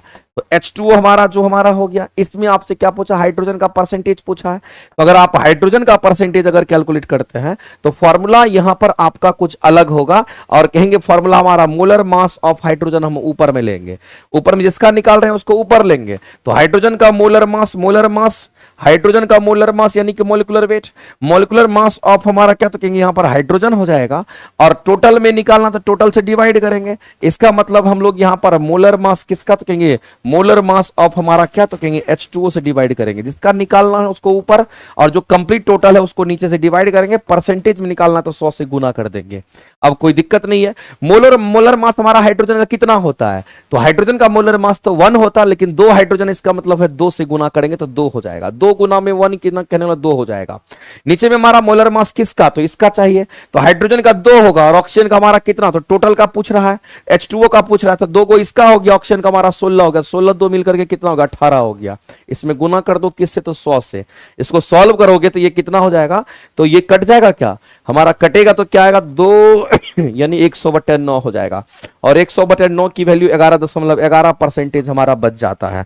तो हाइड्रोजन का परसेंटेज निकल गया बाय वेट, और बाय वेट के लिए फॉर्मूला हमारा ये होता है, इस बात को आप ध्यान रखेंगे। फॉर्मूला भी आप नोट करके लिख लीजिएगा। बायो का बैच आपका एक सप्ताह के बाद आपका लॉन्च हो जाएगा, टेंशन नहीं लेना। चलिए आगे चलते हैं। अगला क्वेश्चन हम लोग देखते हैं, ब्रोमीन मेरे भाई द्रव अवस्था में होता है, ठोस तो होबे नहीं करेगा, ये गैस होबे नहीं करेगा, तो ब्रोमीन तो द्रव अवस्था में होता है। और ब्रोमीन की अगर बात करते हैं, ये आपको लाल होता है, ब्रोमीन हमारा लाल द्रव होता है, रेड लिक्विड के फॉर्म में होता है। ये बीपीएससी सिविल सर्विसेज में ये क्वेश्चन आपका आया है, ये बीपीएससी का क्वेश्चन आपका पूछा, बीपीएससी सिविल सर्विसेज का जो एग्जाम होता है उसमें ये क्वेश्चन पूछा गया है।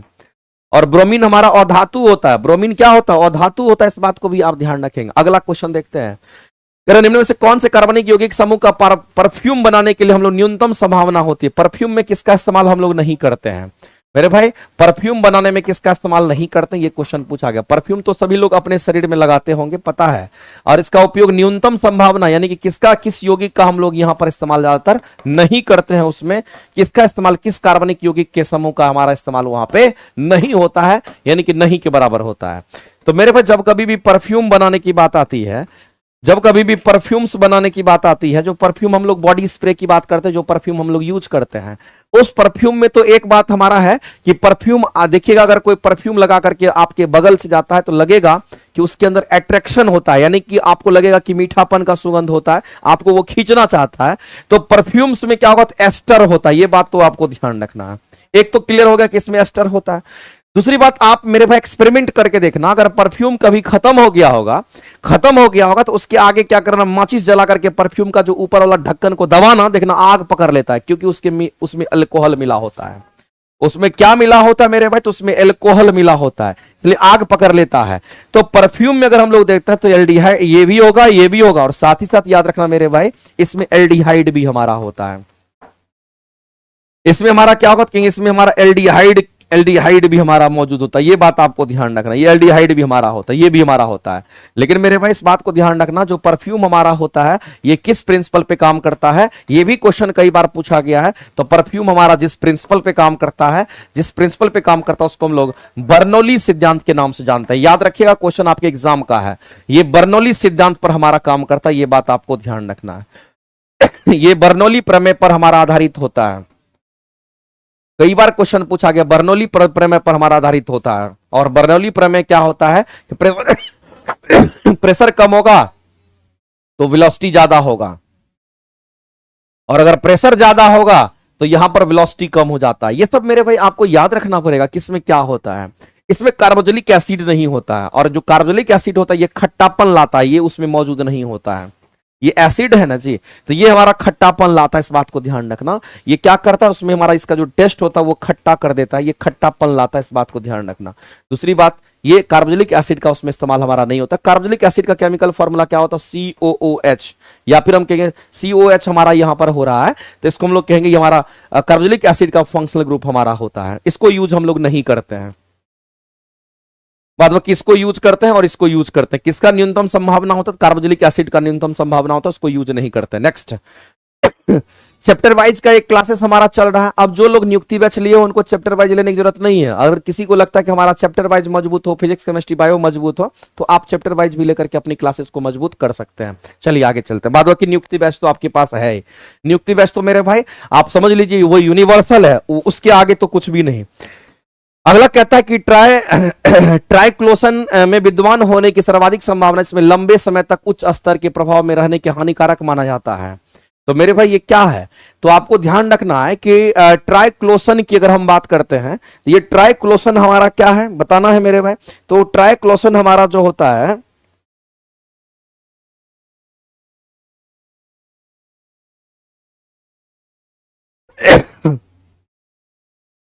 अगर हम लोग यहां पर बात करते हैं किसके बारे में तो आपको ध्यान रखना ये हमारा क्या है तो क्योंकि हमारा यहां पर ट्राइक्लोसन की अगर हम बात करते हैं ये ट्राइक्लोसन हमारा क्या है तो आपको ध्यान रखना है ये एंटीबैक्टीरियल हमारा क्या होता है एजेंट के रूप में काम करता है।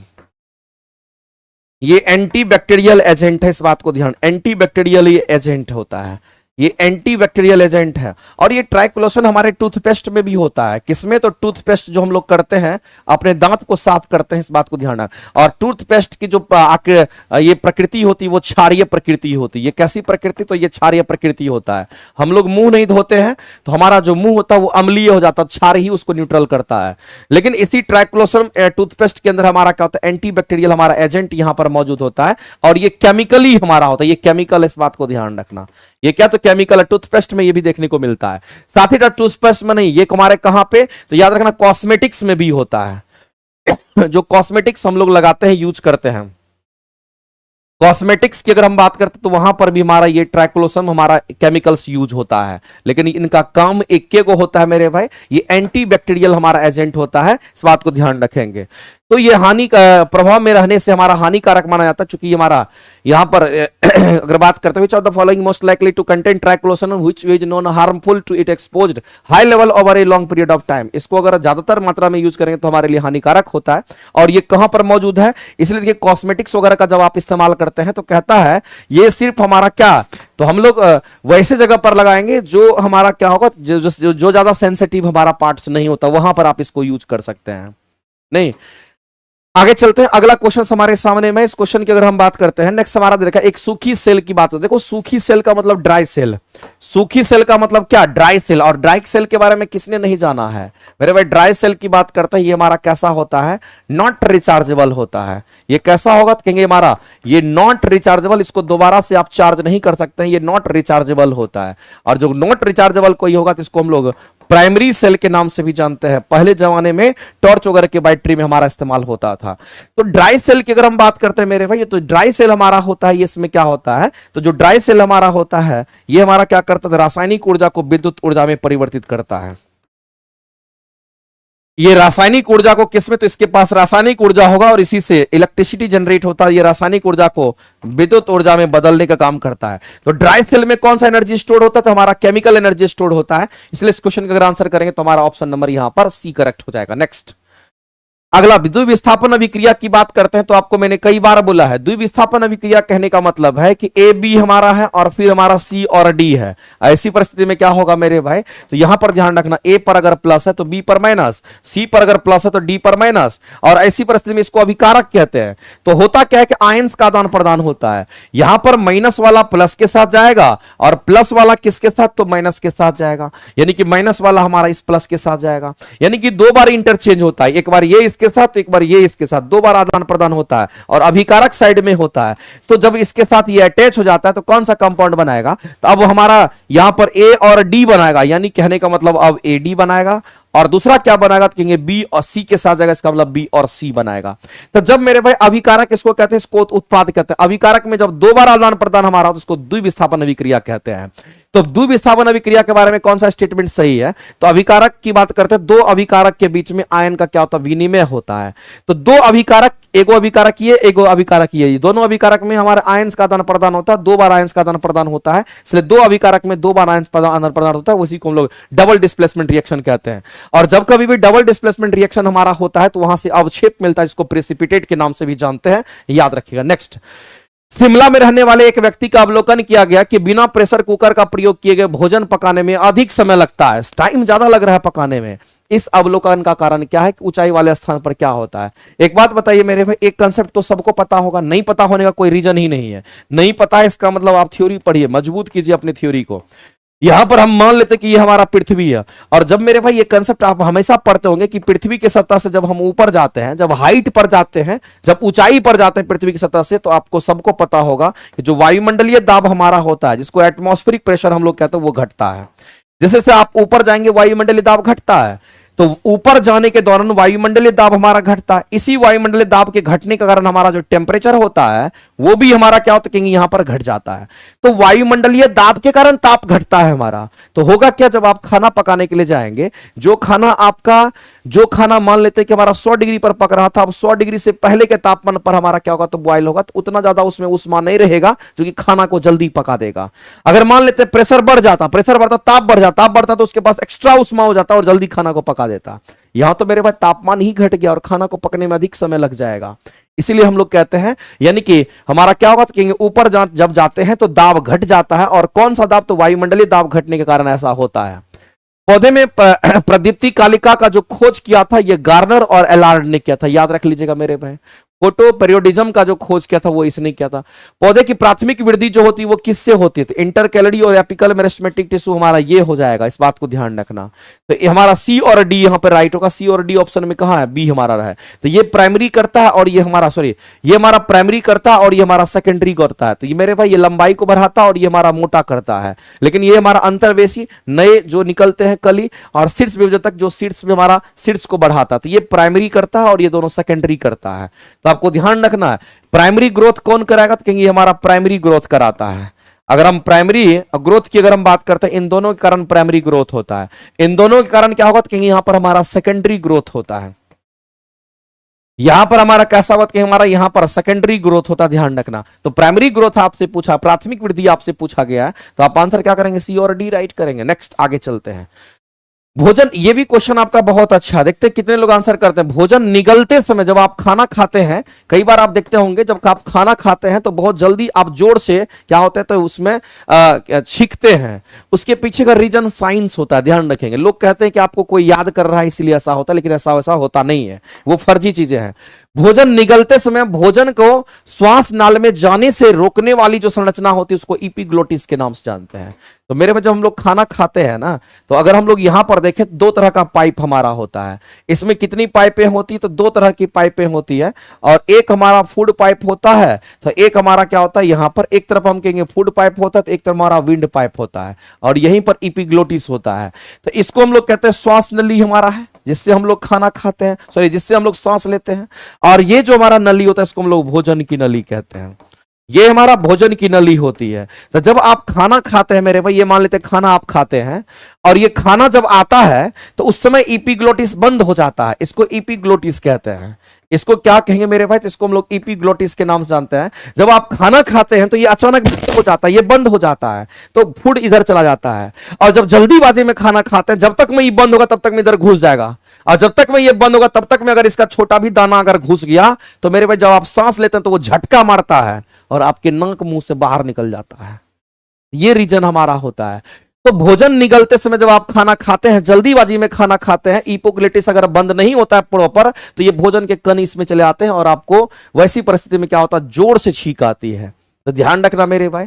तो भोजन को श्वास नल में जाने से रोकता है, ये श्वास नली है, ये भोजन को अगर इसमें रोकता तो ये इपिग्लोटिस बंद हो जाता है ऐसे करके। तो मेरे भाई इपिग्लोटिस रोकता है, इस बात को ध्यान रखना। और इपिग्लोटिस कहां दे रखा है, तो आपको यहां दे रखा है, ऑप्शन नंबर सी में आपका इपिग्लोटिस आपको दिख रहा होगा।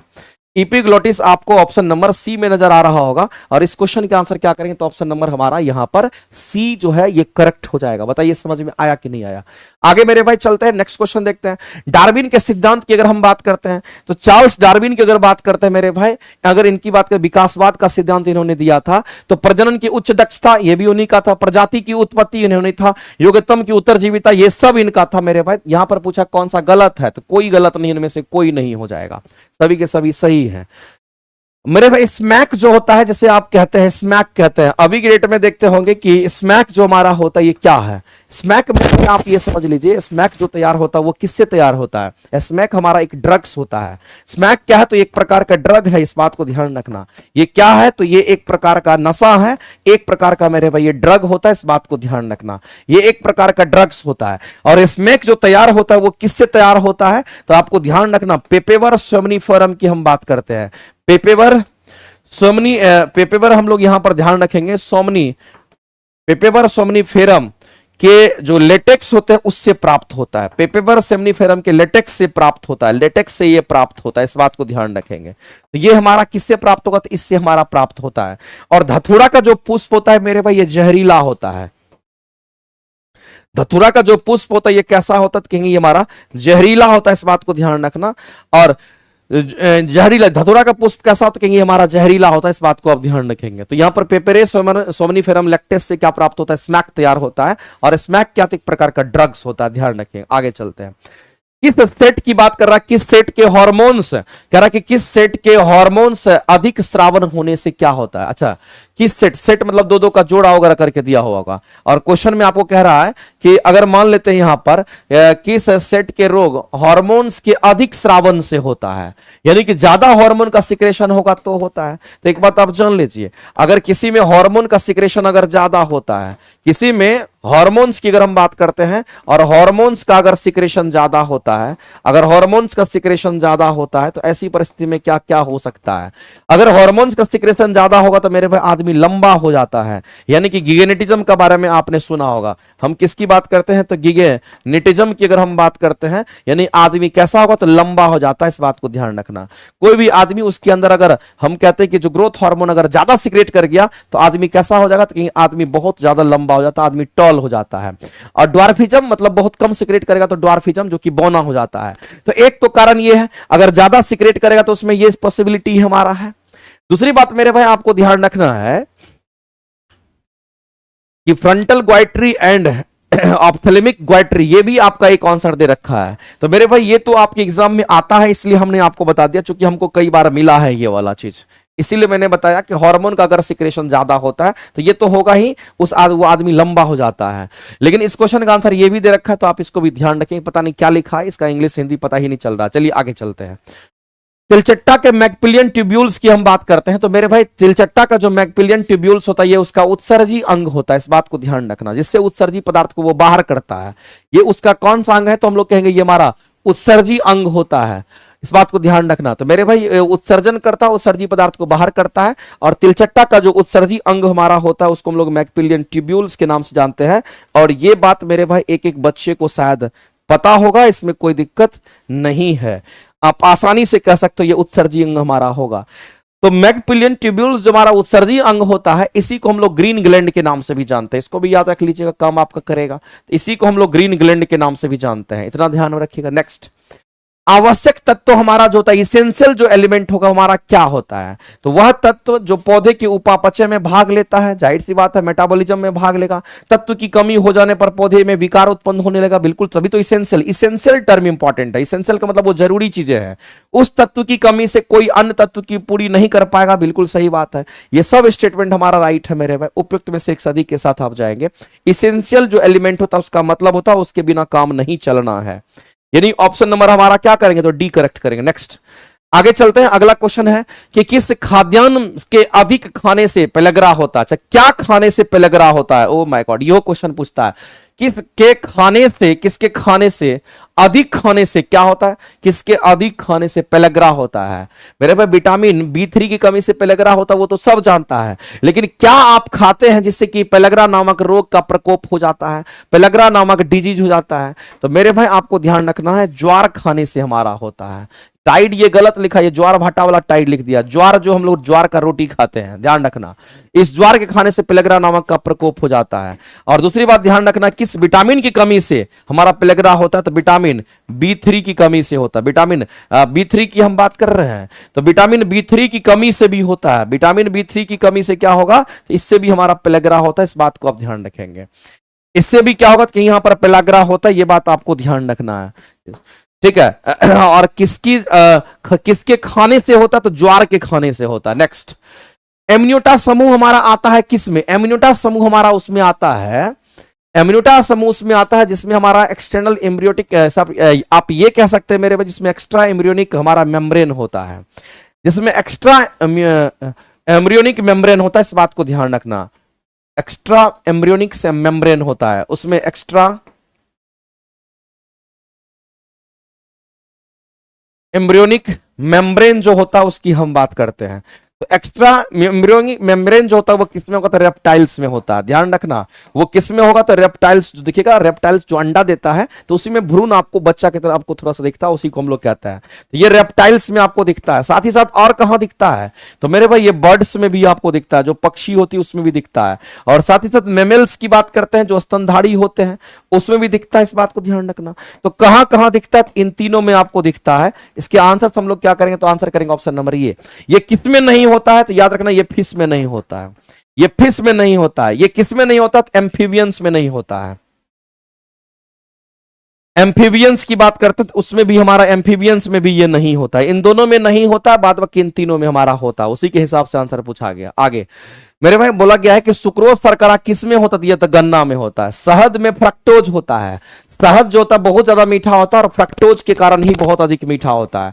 तो फ्रक्टोज जो हमारा होता है बहुत अधिक मीठापन हमारा लाता है। और इसमें तो आपको पता होगा कि लैक्टोज हमारा होता है, इसमें लैक्टोज होता है। तो शुगर केन जो गन्ना होगा उसमें सुक्रोज होता है और सुक्रोज थोड़ा कम मीठा हमारा होता है। अगला है मेरे भाई, रेखित पेशी तंतु का प्रमुख प्रोटीन क्या है, तो यहां पर पेशी की बात कर रहा है, मसल्स की बात कर रहा है मेरे भाई, यहां पर मसल्स फाइबर की बात कर रहा है। और जब कभी भी आपसे यहां पर मसल्स फाइबर की बात करता है तो एक बात आप जान लीजिए कि मसल्स फाइबर में हमारा क्या होता है, प्रोटीन होता है। और उस प्रोटीन को हम लोग क्या कहते हैं, एक तो एक्टिन प्रोटीन होता है, और साथ ही साथ आपको ध्यान रखना एक्टिन प्रोटीन के साथ साथ इसमें और क्या होता है, कहेंगे मायोसिन प्रोटीन भी हमारा होता है। एक्टिन प्रोटीन के साथ साथ हमारा क्या होगा, इसमें मायोसिन प्रोटीन भी हमारा होता है। और यही एक्टिन प्रोटीन और मायोसिन प्रोटीन क्या करता है, तो हम लोग को ध्यान रखना है कि उसी में ये पाया जाता है जिससे आदमी चल फिर पाता है, चलने फिरने की गति मिलती है। तो आपको ध्यान रखना। और दूसरी बात, मसल्स में कॉन्ट्रैक्शन एक्सपेंशन यही चीज लाता है, इस बात को ध्यान रखना। तो मेरे भाई आपसे प्रोटीन पूछा गया तो प्रोटीन आंसर करेंगे, तो प्रमुख प्रोटीन कौन सा होगा बता दीजिए। आप कहेंगे सर मायोसिन और एक्टिन होगा, चूंकि मसल्स की बात कर रहा, पेशी की बात कर रहा, उसी को आंसर करेंगे। ठीक है, चलिए आगे। अगला, फेफड़े में जाने वाले रुधिर में सारी हीमोग्लोबिन ऑक्सीकृत हो जाती है। जाहिर सी बात है, हम लोग जानते हैं कि जो हमारा लंग्स होता है उसका काम क्या है, जो फेफड़ा होता है इसका काम होता है जो डीऑक्सीनेटेड ब्लड हमारा होता है, जो हमारा कार्बन डाइऑक्साइड युक्त ब्लड होता है उसको ये लंग्स क्या करता है, ऑक्सीजन युक्त ब्लड में ये परिवर्तित कर देता है। यहीं पर हमारा, यहां पर ब्लड हमारा क्या करता है, गैस एक्सचेंज करता है ब्लड में। तो आपको ध्यान रखना है, इसको अशुद्ध रक्त के नाम से हम लोग जानते हैं। कार्बन डाइऑक्साइड मिला हुआ तो उसको अशुद्ध रक्त कहते हैं, और ये लंग्स क्या कर दिया, उसको शुद्ध रक्त में परिवर्तित कर देता है। यहां पर वो शुद्ध रक्त में हमारा बदल जाता है। तो अगर अशुद्ध रक्त को शुद्ध रक्त में बदलता है तो वो हमारा लंग्स का काम होता है। तो फेफड़े में से जाने वाले रुधिर में सारी हीमोग्लोबिन ऑक्सीकृत हो जाती है तथा ऊतकों में पहुंचते ही इसमें काफी O2 मुक्त होती है। क्योंकि ऐसा क्यों होता है ये पूछा गया है, कि कह रहा है कि हीमोग्लोबिन हमारा ऑक्सीकृत हो जाती है। अब देखो हीमोग्लोबिन क्या हो गया, ऑक्सीकृत हो जाता है, तो हीमोग्लोबिन ऑक्सीकृत हो जाएगा, इसका मतलब ऑक्सीजन का यूज हो गया। और ऊतकों में पहुंचते ही इसमें हमारा O2 मुक्त हो जाती है। तो O2 कोशिका हीमोग्लोबिन O2 का अवशोषण कर सकती है। ऊतकों में फेफड़े के विपरीत O2 का सांद्रण अधिक, और CO की तो बात ही नहीं करेंगे, CO का तो कुछ मतलब ही नहीं है। फेफड़े की तुलना में ऊतकों में O2 का सांद्रण कम। फेफड़े की तुलना किससे कर रहा है, तो फेफड़ा से कर रहा है। फेफड़े की तुलना में ऊतकों में O2 का सांद्रण कम और CO2 का जो सांद्रण हमारा अधिक हो जाता है। तो मेरे भाई ये आंसर आपका दे रखा था, एक बार इसको आप वेरीफाई करना, हम इसको आप छोड़ रहे हैं, ठीक है। हमको लग रहा है थोड़ा उल्टा पुल्टा आंसर दे रखा है। और निमोनिया जो होता है वो किसके कारण, बैक्टीरियल इन्फेक्शन होता है, बच्चे में होता है। जो बच्चे वगैरह होते हैं उसमें निमोनिया होता है। तो चलिए आज का जो डिस्कशन है आपका यही होता है एंड।